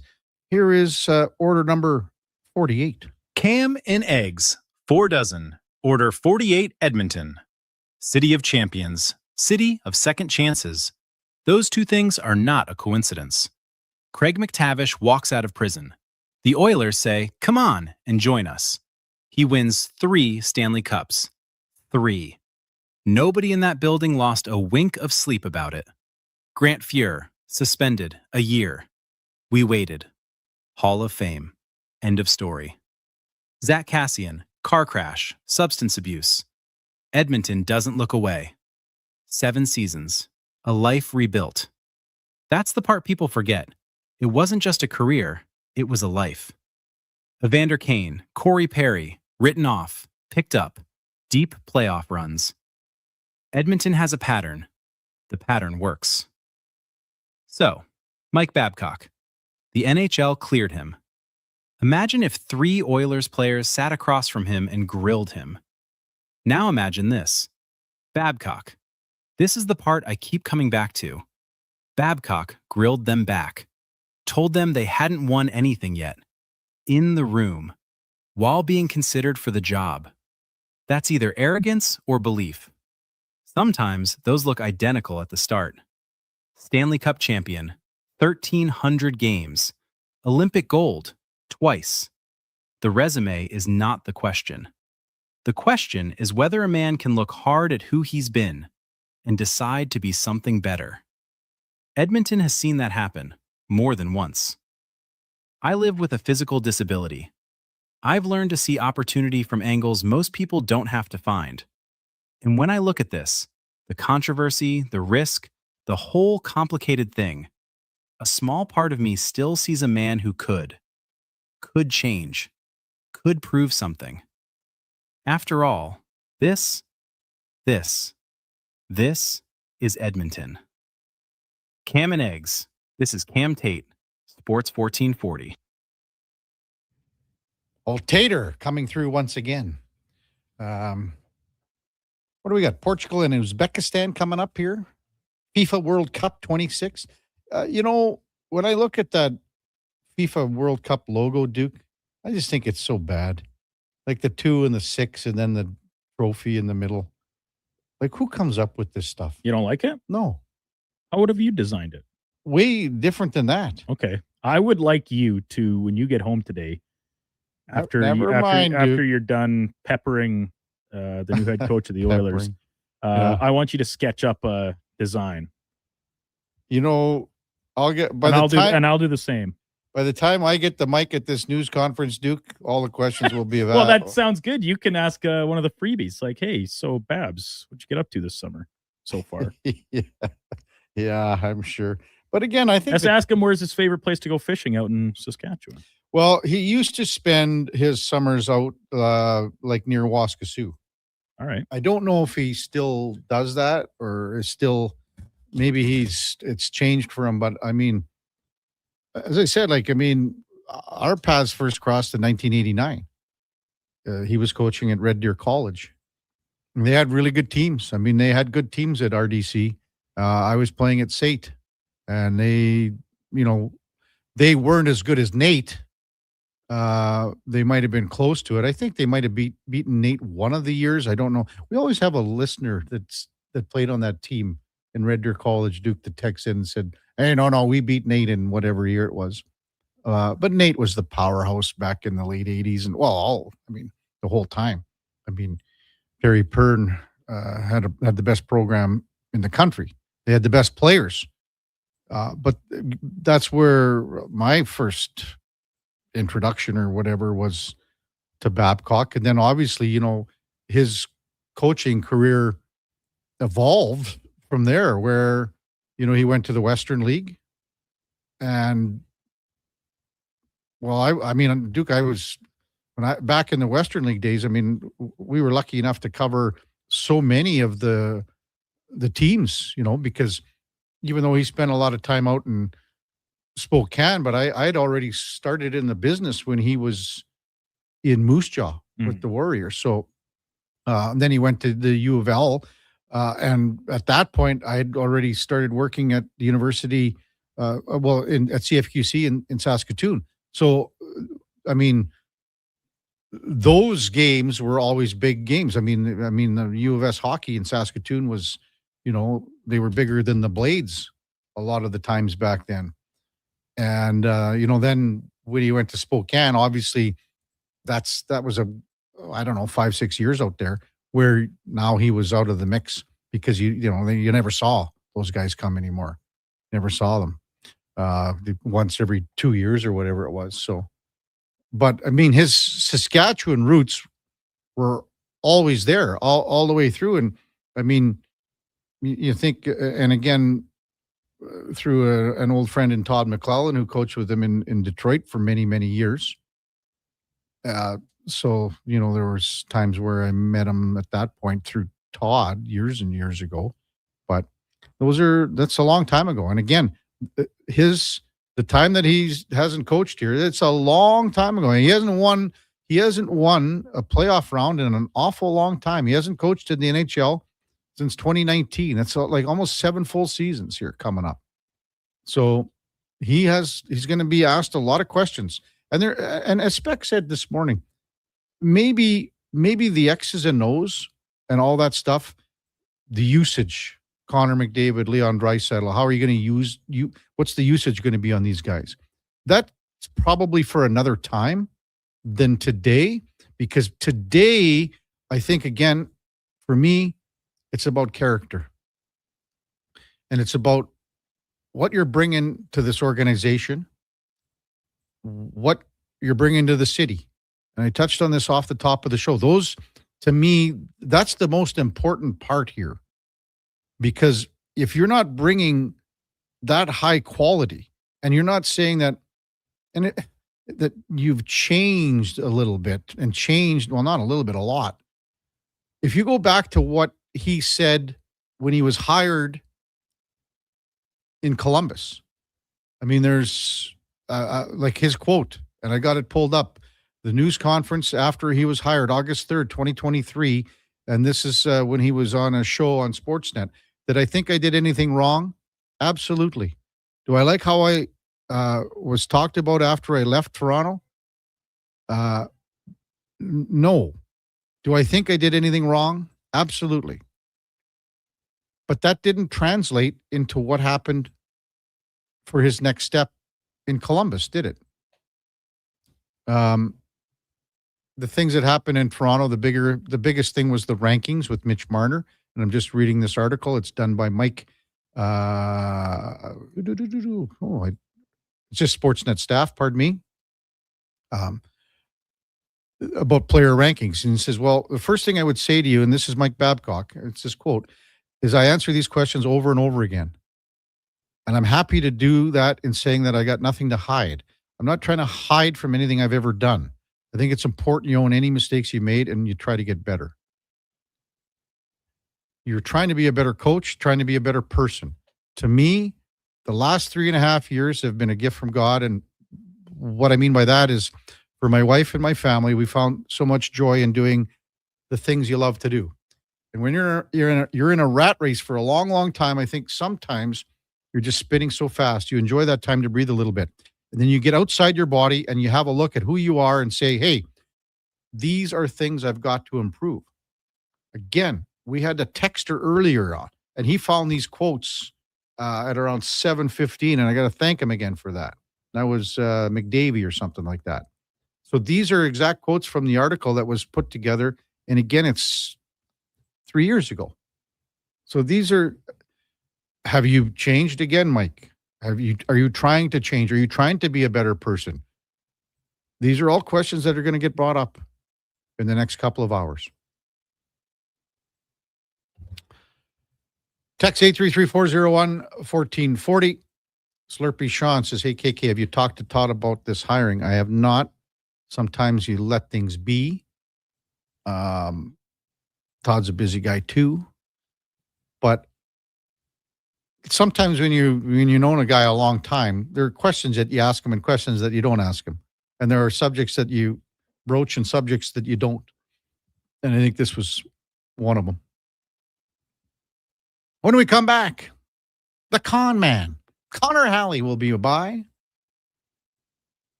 It's a Kevin Karius show with the Duke of Delburne. Josh Fenwick on Sports 1440 AM radio. We're streaming on YouTube, X, Facebook, Instagram, and Twitch. Okay, new strategy. I'll just live in the freezer till October. It's spacious in here. It's spacious. There's a better way to survive the coming AC season. Pro Solutions is your one-call-solves-it-all expert for AC repairs, tune-ups, and new installations. We offer convenient financing options and fast appointments so you can enjoy your entire home, not just the freezer. Now I can leave the frozen peas where they belong. Book now at prosolutionsinc.ca. Boxing Day is back at the Brick. Find amazing deals all weekend long, like save $1,000 off a genuine leather reclining sofa. Save up to 40% off select mattresses. Plus, get a 10% instant credit to use towards sleep accessories. And find the lowest prices of the year on select beds, dining tables, and chairs. Don't miss the return of Boxing Day, this Saturday and Sunday, only at the Brick. Exclusions apply. See in-store for details.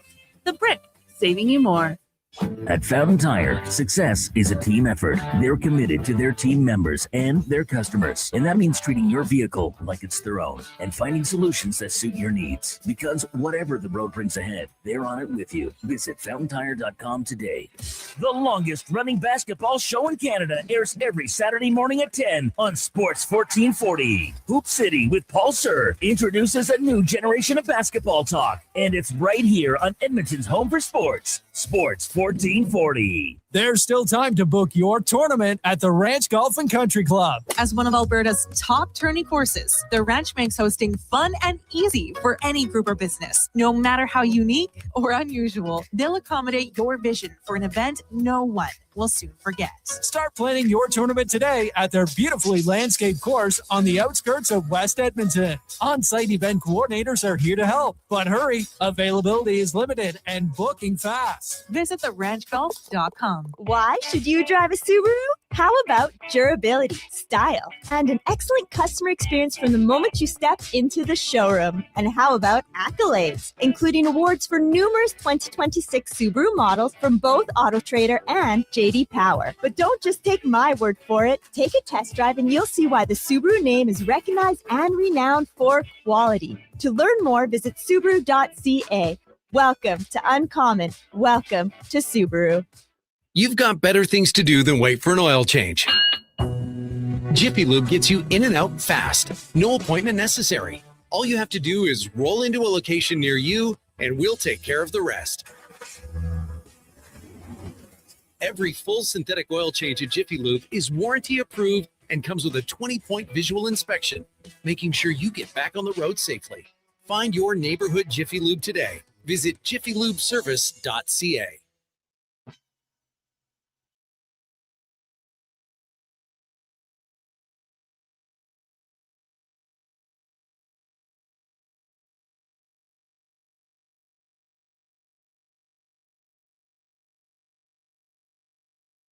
Have your sports curiosity cured with the Kevin Karius Show. This is Sports 1440.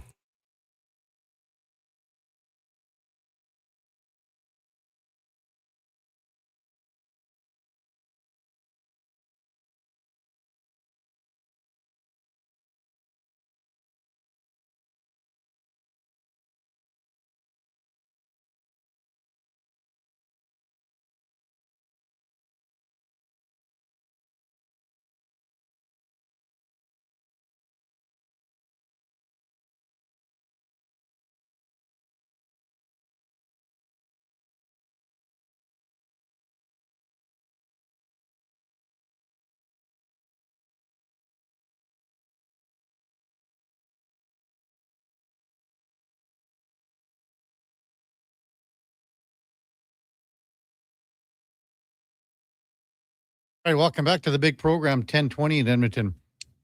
My an old buddy texted me. We're talking about the 1989 ACAC championship. Terry Neath was the mascot. He wore the Elks mascot, if you can believe. This is a true story. I got to welcome in Connor Halley, the con man.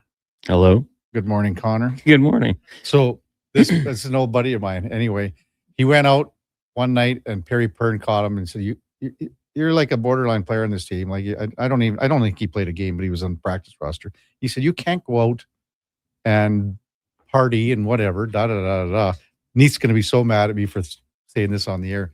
But he said, you can stay on the team, but you got to be the Ook mascot for the weekend. Yeah. So he had to put the Ook suit on and he was like, he had signs and he was the guy in the stands.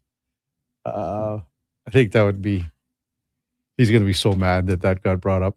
Our text line too, Murray Bokenfor was on that team. And it was 1989. Murray went on to play at the University of Alberta. He says, we came back from a 5-0 deficit in the final of Nationals in 1989 to beat Red Deer 6-5. Best victory of my career. I also won at U of A. Babcock was coaching that losing team. Yeah. Back in the day. Winners win, I suppose, eh? Ah, there you go. Old Bokey, Murray Bokenfor. I think it'd be cool to be a mascot. Freeing, you just do whatever you want. Yeah. Okay, so you would want to be like, who was it? Hunter, punter, all these guys, or what? I think one that's a little more like Hunter. I think people kind of sleep on the athleticism. Like he does the slide down the handrail, things like that. I don't know if I could do that, but maybe one of the Elks mascots. Yeah, it'd be freeing. And then you see like those videos of the college mascots when they retire or graduate and they pop the mask off. All those schools were doing that trend this year. Yeah. I don't know. I'm not a good enough dancer. I don't think I have the coordination to be a mascot, but I think it'd be kind of fun, just to get out there and let loose under incognito. Duke said he was a mascot. Which one did you wear, Duke? The Critter. Oh yeah. Well, that doesn't count. The Critter. Well, I wore the Critter outfit for an event.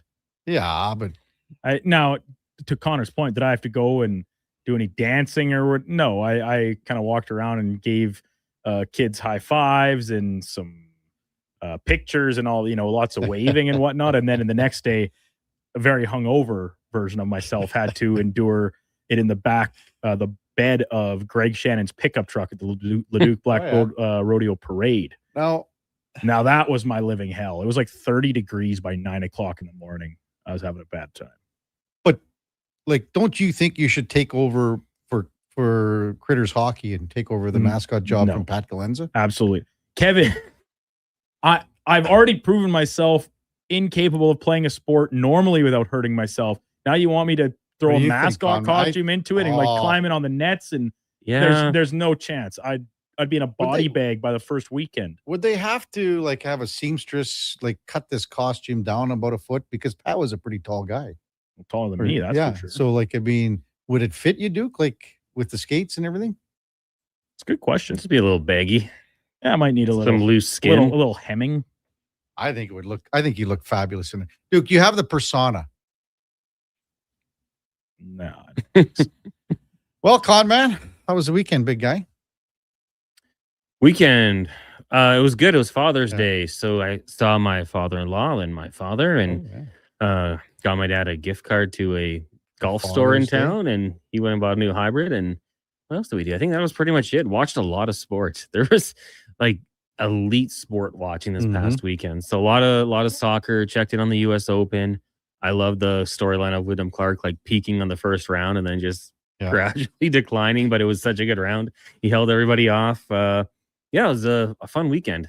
I thought it was too bad that he was getting harassed by fans on home soil. Yeah, he didn't deserve that. I mean, he's apologized you think about what he did last year. I don't think he can even get to Oakmont ever again. He's banned, so 2033 is the next time it returns there for the U.S. Open. I think he'll be reinstated by then. I thought so too. We had someone text in saying they're a private course. They don't know him anything. But I think, 5+ years of good behavior will probably warrant him getting back in. And he's saying the right things. He said all this stuff. So I hope he gets back there. And even after he won, he's still apologizing. He says, I'm just going to try to win fans back. Yeah. I had a moment of, when I lost, I snapped. I listened to Cam Tate's 2-minute warning. He proved a lot of examples there of reclamation projects or guys redeeming themselves. It can happen for sure. We've seen it in our city. There will be the people that just never forgive and love to boo him. And hopefully he, channels that into positive golf. But it was a cool story for him to get the job done. And I think that happens and that will sway some people to cheer for him. Hey guys, come on. He's trying to redeem himself here. Let maybe lay off a little bit, but hopefully he turns it into a positive.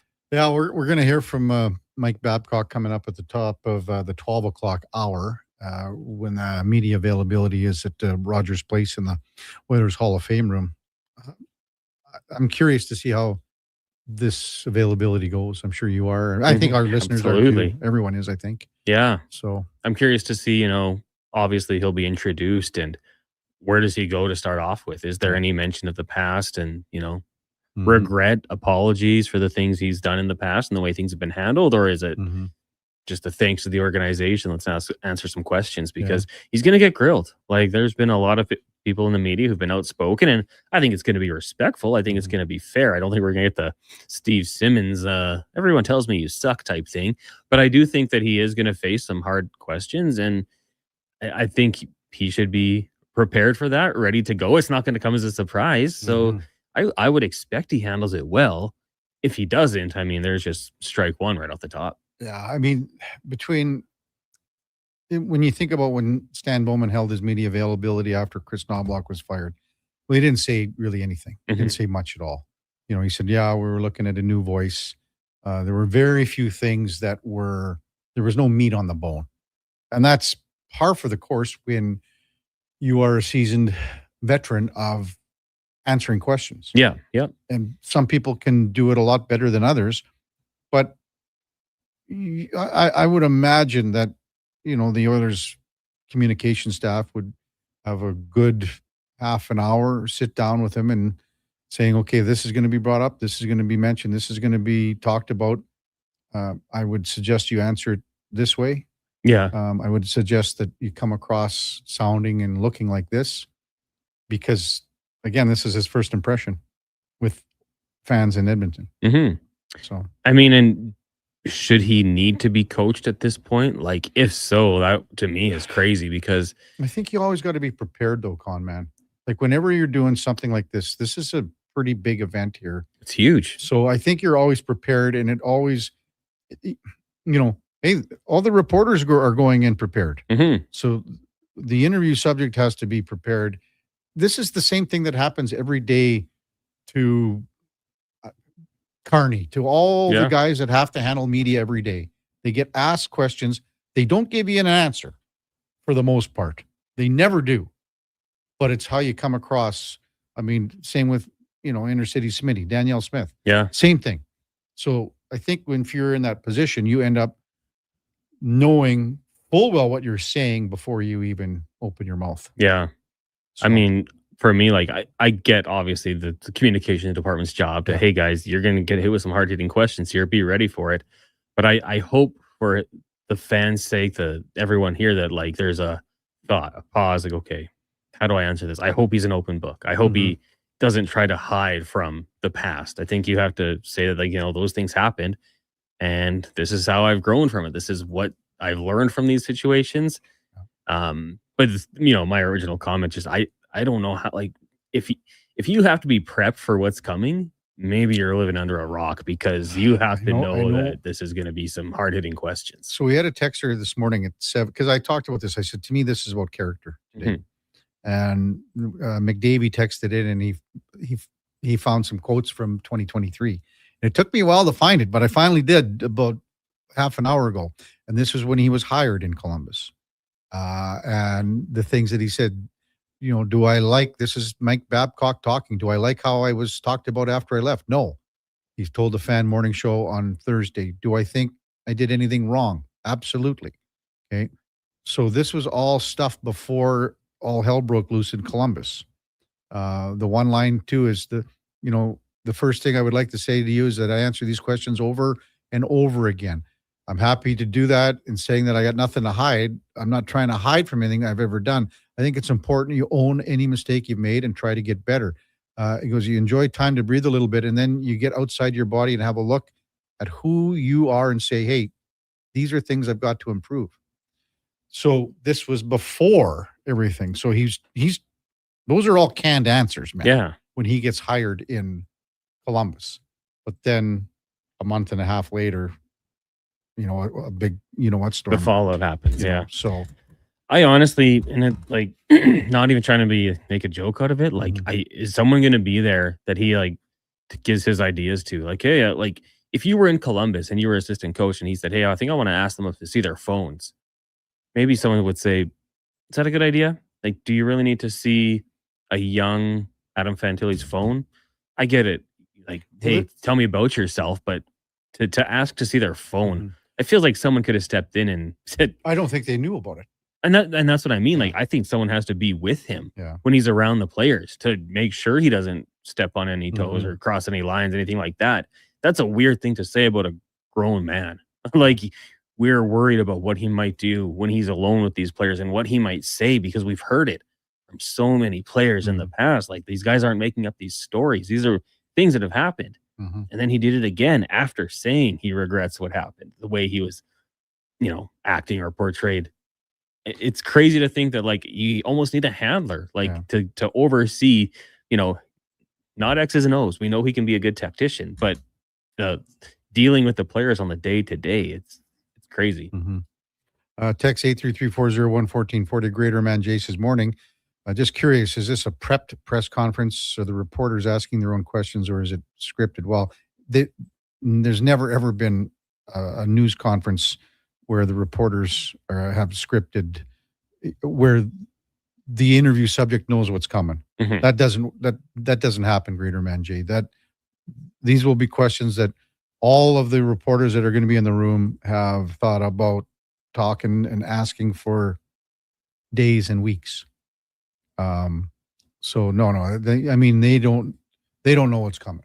No, this isn't like a fluff piece for a magazine or anything like that. This is a bunch of different people from different walks of life curious about questions and having these questions. We had an interesting discussion with Frank Saravalli, con man, because I asked Frank, because if you remember how he reported on the NHLPA investigation, that there is something a lot more substantial than looking at phones. That never was. And I said to Frank, I'm wording it carefully now, because was that player then not part of any investigation? Did he choose not to be? And Frank was he tiptoed around it, but he did say the one thing, in that it was a medical file. So somehow Mike Babcock wanted to look into a medical file of a certain player, pardon me. Yeah. So I thought that was, but it never came to part of the investigation at the end of it. And again, Frank was he threw something out there, but he was very careful. Now, that would not be uncommon if you were signing a free agent, right? For to have your medical team look at their probably injury. A player on, obviously on the roster already. Yeah, well, I'm curious about what that would entail. But yeah, I thought for sure that story would be leaked by someone, and maybe eventually it will be. Maybe it comes out at some point. But yeah, that is interesting. Yeah. What else? A little NFL. Are we getting closer here where you got lots to talk about? Because you're the big NFL. You're an NFL guru. I don't think we're quite getting there yet. There was some reports that apparently some teams had interest in Shedeur Sanders and be willing to make trades. And yeah, that to me wasn't really something that I was I didn't think it was very realistic, to be honest with you. Jeffrey Simmons got paid, defensive tackle for the Tennessee Titans. He was kind of a cool story coming out of college, because there was going to be some injury time, but he got $105.8 million. That makes him the highest paid defensive tackle in NFL history. And then yesterday, Brandon Ayuk, wide receiver for the 49ers, shouted "Go Commanders" in a video. So I think that the Niners would be more than happy to let Brandon Ayuk in that contract go to the Washington Commanders. Yeah. They brought in Mike Evans. They've got Ricky Pearsall if he can stay healthy. Like, what do you think they're gonna like? I mean, you gotta cut ties with this guy. He's 100%. just keeps slamming your organization. Yeah, I would be doing whatever I can to get this done. And even if it's like a, cash consideration, 7th round pick, we don't want him. Take him. He's a good player when he's on the field, we think. I mean, it's been a while. I was never really as high on him as I think maybe other people were. I didn't love the contract for him. Yeah. Not like I knew this would be happening, but it seemed a little rich. I don't know. I think you got to cut ties. But then again, if you're the Commanders, do you want this? And I know you do. Their former assistant GM is now the Niners' old assistant is now the GM in Washington. So there's familiarity with the player, but I see these things happening. And do I want to add that to my room? Right? Quarterback from Arizona, right? Yep. Yeah. So, Quarterback from Daniels and Ayuk have that connection. Oh, okay. Yeah. Well, it didn't go very good for Daniels in Arizona when he left, and they trashed his locker and insulted him. But yeah, he made that move to LSU, right? And then was selected. I think there's a connection there, but I don't know. Is it worth the headache? That I'm not quite sure about. I just think, I look at Brandon Ayuk and I go, okay, you're a decent receiver, but you're not a top receiver in this league, man. No. So shut your mouth and play ball. Yeah, and he's clearly not doing that. And, the video is online of him ripping past Levi Stadium, speeding. To me, there's just something there that you don't want to bring into your locker room. You don't want to bring into your culture. And, even if he does have a connection to the quarterback, like, what happens when a game goes bad? Is he going to start trashing him on social media? Like, we know the NFL doesn't love distractions right now. Brandon Ayuk is just, he's off season headlines for no apparent reason. So yeah, I wouldn't be bringing him in if I was the Commanders. Wow. Yeah. To me, I'd get rid of him as fast as I could. I just don't want him near near my guys. Curious about the implications if they were to buy him out. There'd be some dead money, but Mm-hmm. the Denver Broncos dealt with dead money for Russell Wilson. They turned it around. It would not be as big as that, and you can find ways to move on from it. So that's probably the route I would take. But maybe they figure it all out and he gets on the field. He can be productive. And I think, pairing up with Mike Evans would be nice, but they've got to figure that one out in San Fran. What'd you think of that Giannis trade overnight? Massive. That's interesting. I'm kind of fired up to see what Declan thinks as the resident Miami Heat fan or Jimmy Butler fan. I think he still has some ties to the Heat. 10 years away from doing anything. Yeah, it's I'm interested by this one. Like, it kind of shakes things up in the East. I do kind of think the East is up for grabs. It was a good run by the New York Knicks, but getting him to Miami could be interesting. We'll see how Boston rebounds next year. Pacers get healthy next season, so maybe there is a little bit more competitiveness. But I do think it's good for the NBA to have Giannis go to a big market like Miami. Probably tough for him to leave Milwaukee, where he kind of grew up, became a man. But I think it's a cool move, and the Miami Sunrise area just bringing in more and more talent. It seems. What's coming up today? We'll have the media availability for. I guess right at the start of the lowdown. 12 o'clock. So I hope they know that. Well, I would assume so. So we'll have that. And then at 2 o'clock, we've got probably more clips from Babcock, kind of dive into what he says. Dave McCarthy from SiriusXM. We got Cam Tate, Yaremchuk Spec DVD, and also Gareth Reese from Rugby Canada going to join us for a little chat as well. But very Oiler focused today, as you can assume. An email from Sandy Nesbitt. We'll probably get Sandy on next week at some point. I'll get back to you on this one, Sandy, just to talk about Rugby Canada, and they got the roster coming up for the July 4th game. Nations Cup announced. Garrett Reese was always a great player for our country in rugby.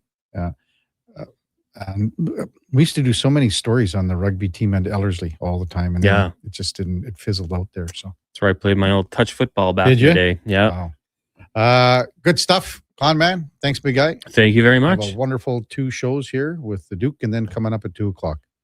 It's Connor Halley, Fantasy Frenzy, coming up at the top of the hour, then with the Jason Greger Show, 2 till 6 right here on Sports 1440 AM radio. We are, about an hour and 20 minutes away from the Mike Babcock news availability, his media availability down at Rogers Place in the Oilers Hall of Fame room that we'll bring to you live right here on Sports 1440 AM radio. It's a Kevin Carey Show with the Duke of Delburne, Josh Fenwick. We're also streaming on YouTube, X, Facebook, Instagram, and Twitch. Hi, Mike here from Northgate Chevrolet Buick GMC. This deal is only good till 6 o'clock tonight. We need your credit card to hold the color. Hold the color. Summer package. Winter package. And the ever-famous re-PDI fee. I gotta pay to rebuild the car? Does this sound familiar? At Northgate, we do things differently. We offer 0% financing, a great selection of new, pre-owned vehicles. So if you'd like to do business a different way, stop in and see us today, 13215 97th Street, or visit us online at northgategm.com. You're in Northgate country. This jersey was worn by the legend himself, signed and everything. You can't just wear it. I'm framing it with expressions and images. Your prized jersey deserves better than the closet. Think Expressions and Images, your local custom framer since 91. You name it, we frame it. Guys, there never seems to be enough time in the day, but you need to make time for this. Ken Franchek here. If you're 40 or over, a quick PSA blood test is crucial for early prostate cancer detection. The Prostate Cancer Center's Man Van is a mobile health clinic driving change for men's health. A few minutes could save your life. To get the Man Van out to your business or event, book today at getcheck.ca. Legacy Heating and Cooling is serious about cooling. In fact, we offer multiple ways to cool your home. So you better call Legacy. Call Legacy. If you're looking for traditional air conditioning, we got you. Call Legacy. Call Legacy. Or ask us about a heat pump to help you heat and cool. Call Legacy. Call Legacy. Cool with AC or cool with a heat pump. Cool your home with Legacy Heating and Cooling. Are new McCafe crafted sodas just drinks or something more? Like Sprite Berry Bliss, Creamy Strawberry Coke, and Orange Dream. All swirled with fizzy flavor and topped with silky cold foam. Only at McDonald's. At participating McDonald's restaurants in Canada. The longest running basketball show in Canada airs every Saturday morning at 10 on Sports 1440. Hoop City with Paul Sir introduces a new generation of basketball talk, and it's right here on Edmonton's home for sports, Sports 1440. Looking for mental health or addiction support, but not sure where to start? Contact 211. 211 Alberta can help you navigate treatment and recovery options, counseling, crisis services, and more. And because life's challenges are often connected, they can also help you find food, housing, and employment support.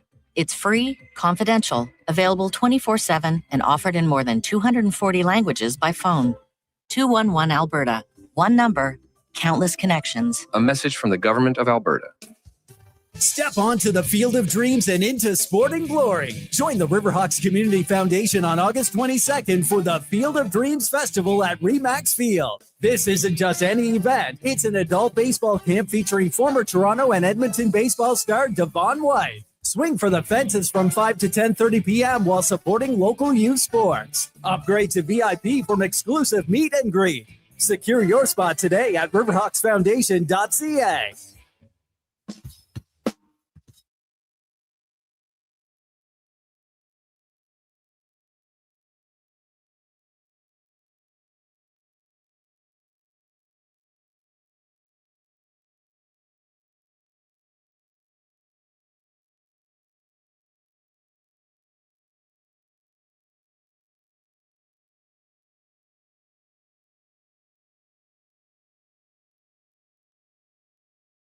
Sports 1440. All sports, all day. On YouTube, Facebook, and X. Thanks for listening to Edmonton's sports leader.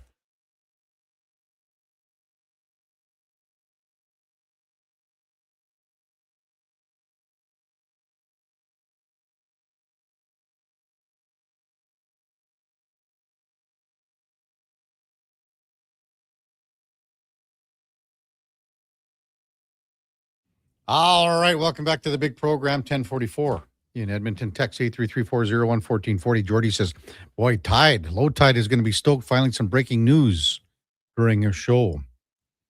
Yeah, the old news conference with Mike Babcock will be right at the very beginning of the lowdown with low tide. Mark says, hey, Kevin, I sure hope Jeff Jackson shows up for the news conference. Or do you think they throw Bowman to the Wolves? I don't know. Maybe both of them will be there, Jeff Jackson and Stan Bowman. As I said, I maybe I'm totally wrong here, but I think there should be some player representative because they were asked about this. If the players don't sign off on this, there's no chance that this happens. None. Zip. So I think that angle and that opinion from the core leadership group needs to be relayed here. So, Kevin, just on that quickly, in your opinion and your kind of thought process on this, do you equate the players, and by this we kind of assume it to be the core leadership group of Connor McDavid, Leon Draisaitl, Zach Hyman, maybe Evan Bouchard, right? Like we don't know the whole list by any means. But do you equate those players signing off on the hiring and giving it a green light the same as them picking the coach? Well, I think it's both. Because here's the thing too. Remember when Stan Bowman was on after Knobloch was fired and he was asked how much input will the core group have, Connor, Leon in specifically. Mm-hmm. How much input will they have on the next head coach? And he tiptoed around that too. Well, he tiptoed around every question in that availability. But he did say that there would be some consultation. There's no way it was to the extent of where, if it's true that all these 3-4 guys sat down and grilled Mike Babcock for a certain amount of time. To me, then that's wrong of what then Babcock, Stan Bowman, that didn't come out and portrayed the way that he expected it to. But I don't think at any point that they thought Mike Babcock was in the mix here at that point either. So, to your point, Duke, if you sort of just rerun that question again, so is it the players like signing off? Yeah, them giving it the thumbs up. Like like, let's just pretend in a hypothetical world, Stan Bowman has them all in a group chat together, and he sends, "Hey, looks like we're going to move ahead with Babcock. You guys good with this?" And they all just send a thumbs up emoji, as opposed to like, do you consider that the same caliber of influence as Stan Bowman in the same group chat before any of this? Hey, who do you guys think should be the next head coach? I don't think it has to get to the stage where these players, again, sit down and throw absolutely everything at Mike Babcock. And if they aren't impressed with what it is moving forward, then this doesn't get done. And then to a little bit of a tangent from that, and this kind of is very similar to what EG just texted in. Do you genuinely think that if one of them, and whether they were asked separately or as a collective sitting there in a room or on a phone call, and if one of them had hesitations about it, do you think they actually would say so? Yes. Yeah, I do. I just think that there's so much at risk here, and there's so much weighted to a team winning a championship here, Duke, in the next 2 or 3 years, which is so hard to do. It's to win a Stanley Cup now moving forward is harder than it was when the Oilers lost in Game 7 3 years ago.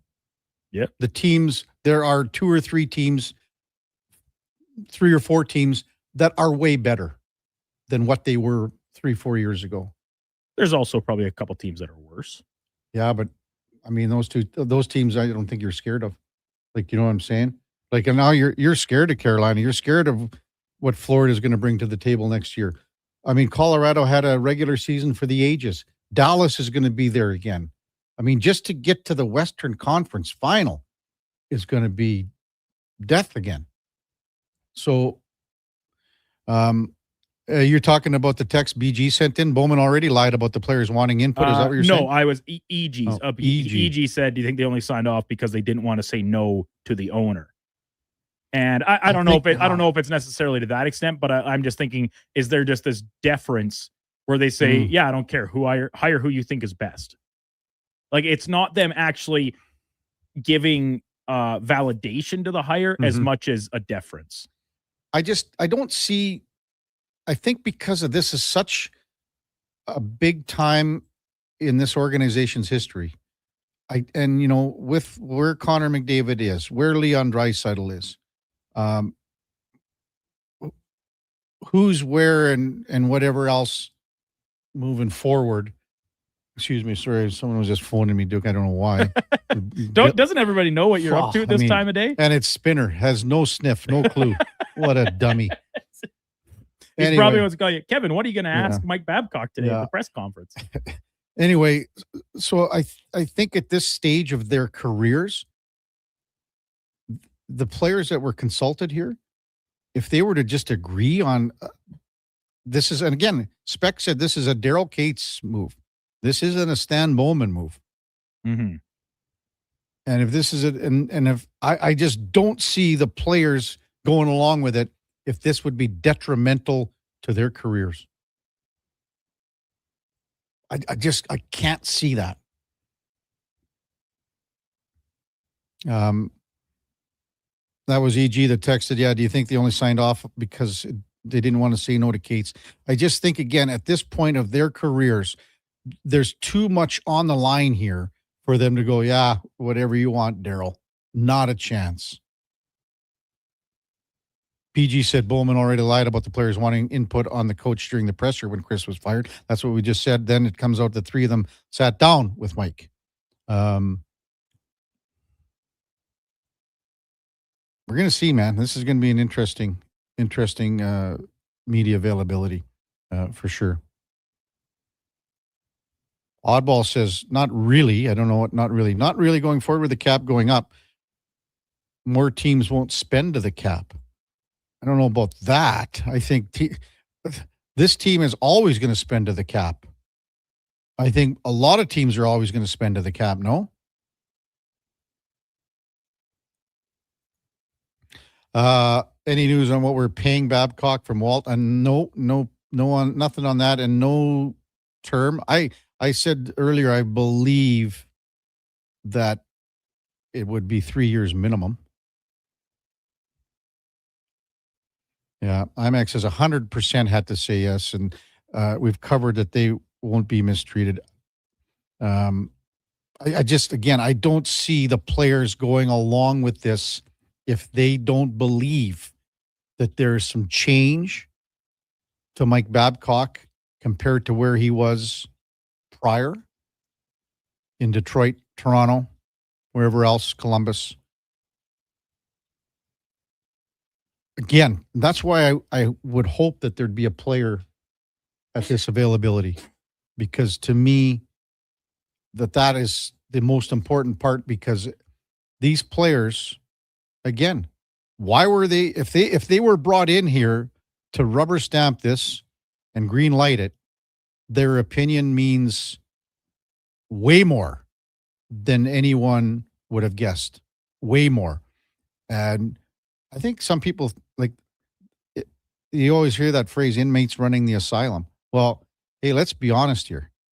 If you're asking your core leadership group that, do you want this guy hired? And if they say no, then he's not coming. If they say yes, he's coming.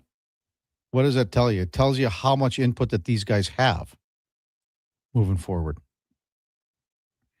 Again, news availability coming up in just over an hour down at Rogers Place. It'll be an interesting day, Duke. Hey, tomorrow we're going to have hopefully both these guys, but Daxon Rudolph, who's going to be a top 7 or whatever, 8 draft pick. Daxon Rudolph's going to be with us. And also through David Schlemko, our co-host on Wednesdays, Jordan Martinick, Stanley Cup champion. Schlemmer and Marty are good buddies, trained together back in the day. We just got to work out about times as far as both of them, but they'll be sometime after 9 o'clock. It's going to be a busy, busy morning for sure. Very busy. Coming up at the top of the hour, it is Fantasy Frenzy with the former Rochep T-Bird, Connor Halley and the Duke of Delburne at 12 o'clock. It's the lowdown with Low Tide, but we will take you to the Mike Babcock, Stan Bowman media availability. 2 till 6, Jason Greger drives us home. We will not have Blue Jays baseball because they've got an earlier start at 2:07.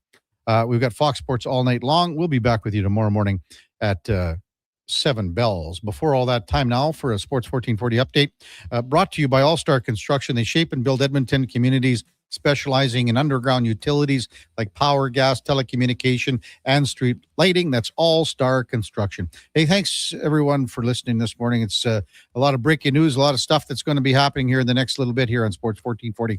Really appreciate all your input. Thanks for the text. Thanks for all the interaction. We could not do it without you. We'll see you back here tomorrow morning, 7 bells. David Schlemko, our co-host, from 9 to 11. Until then, hope you have a great rest of your Tuesday. And here is the Duke. This is a Sports 1440 update.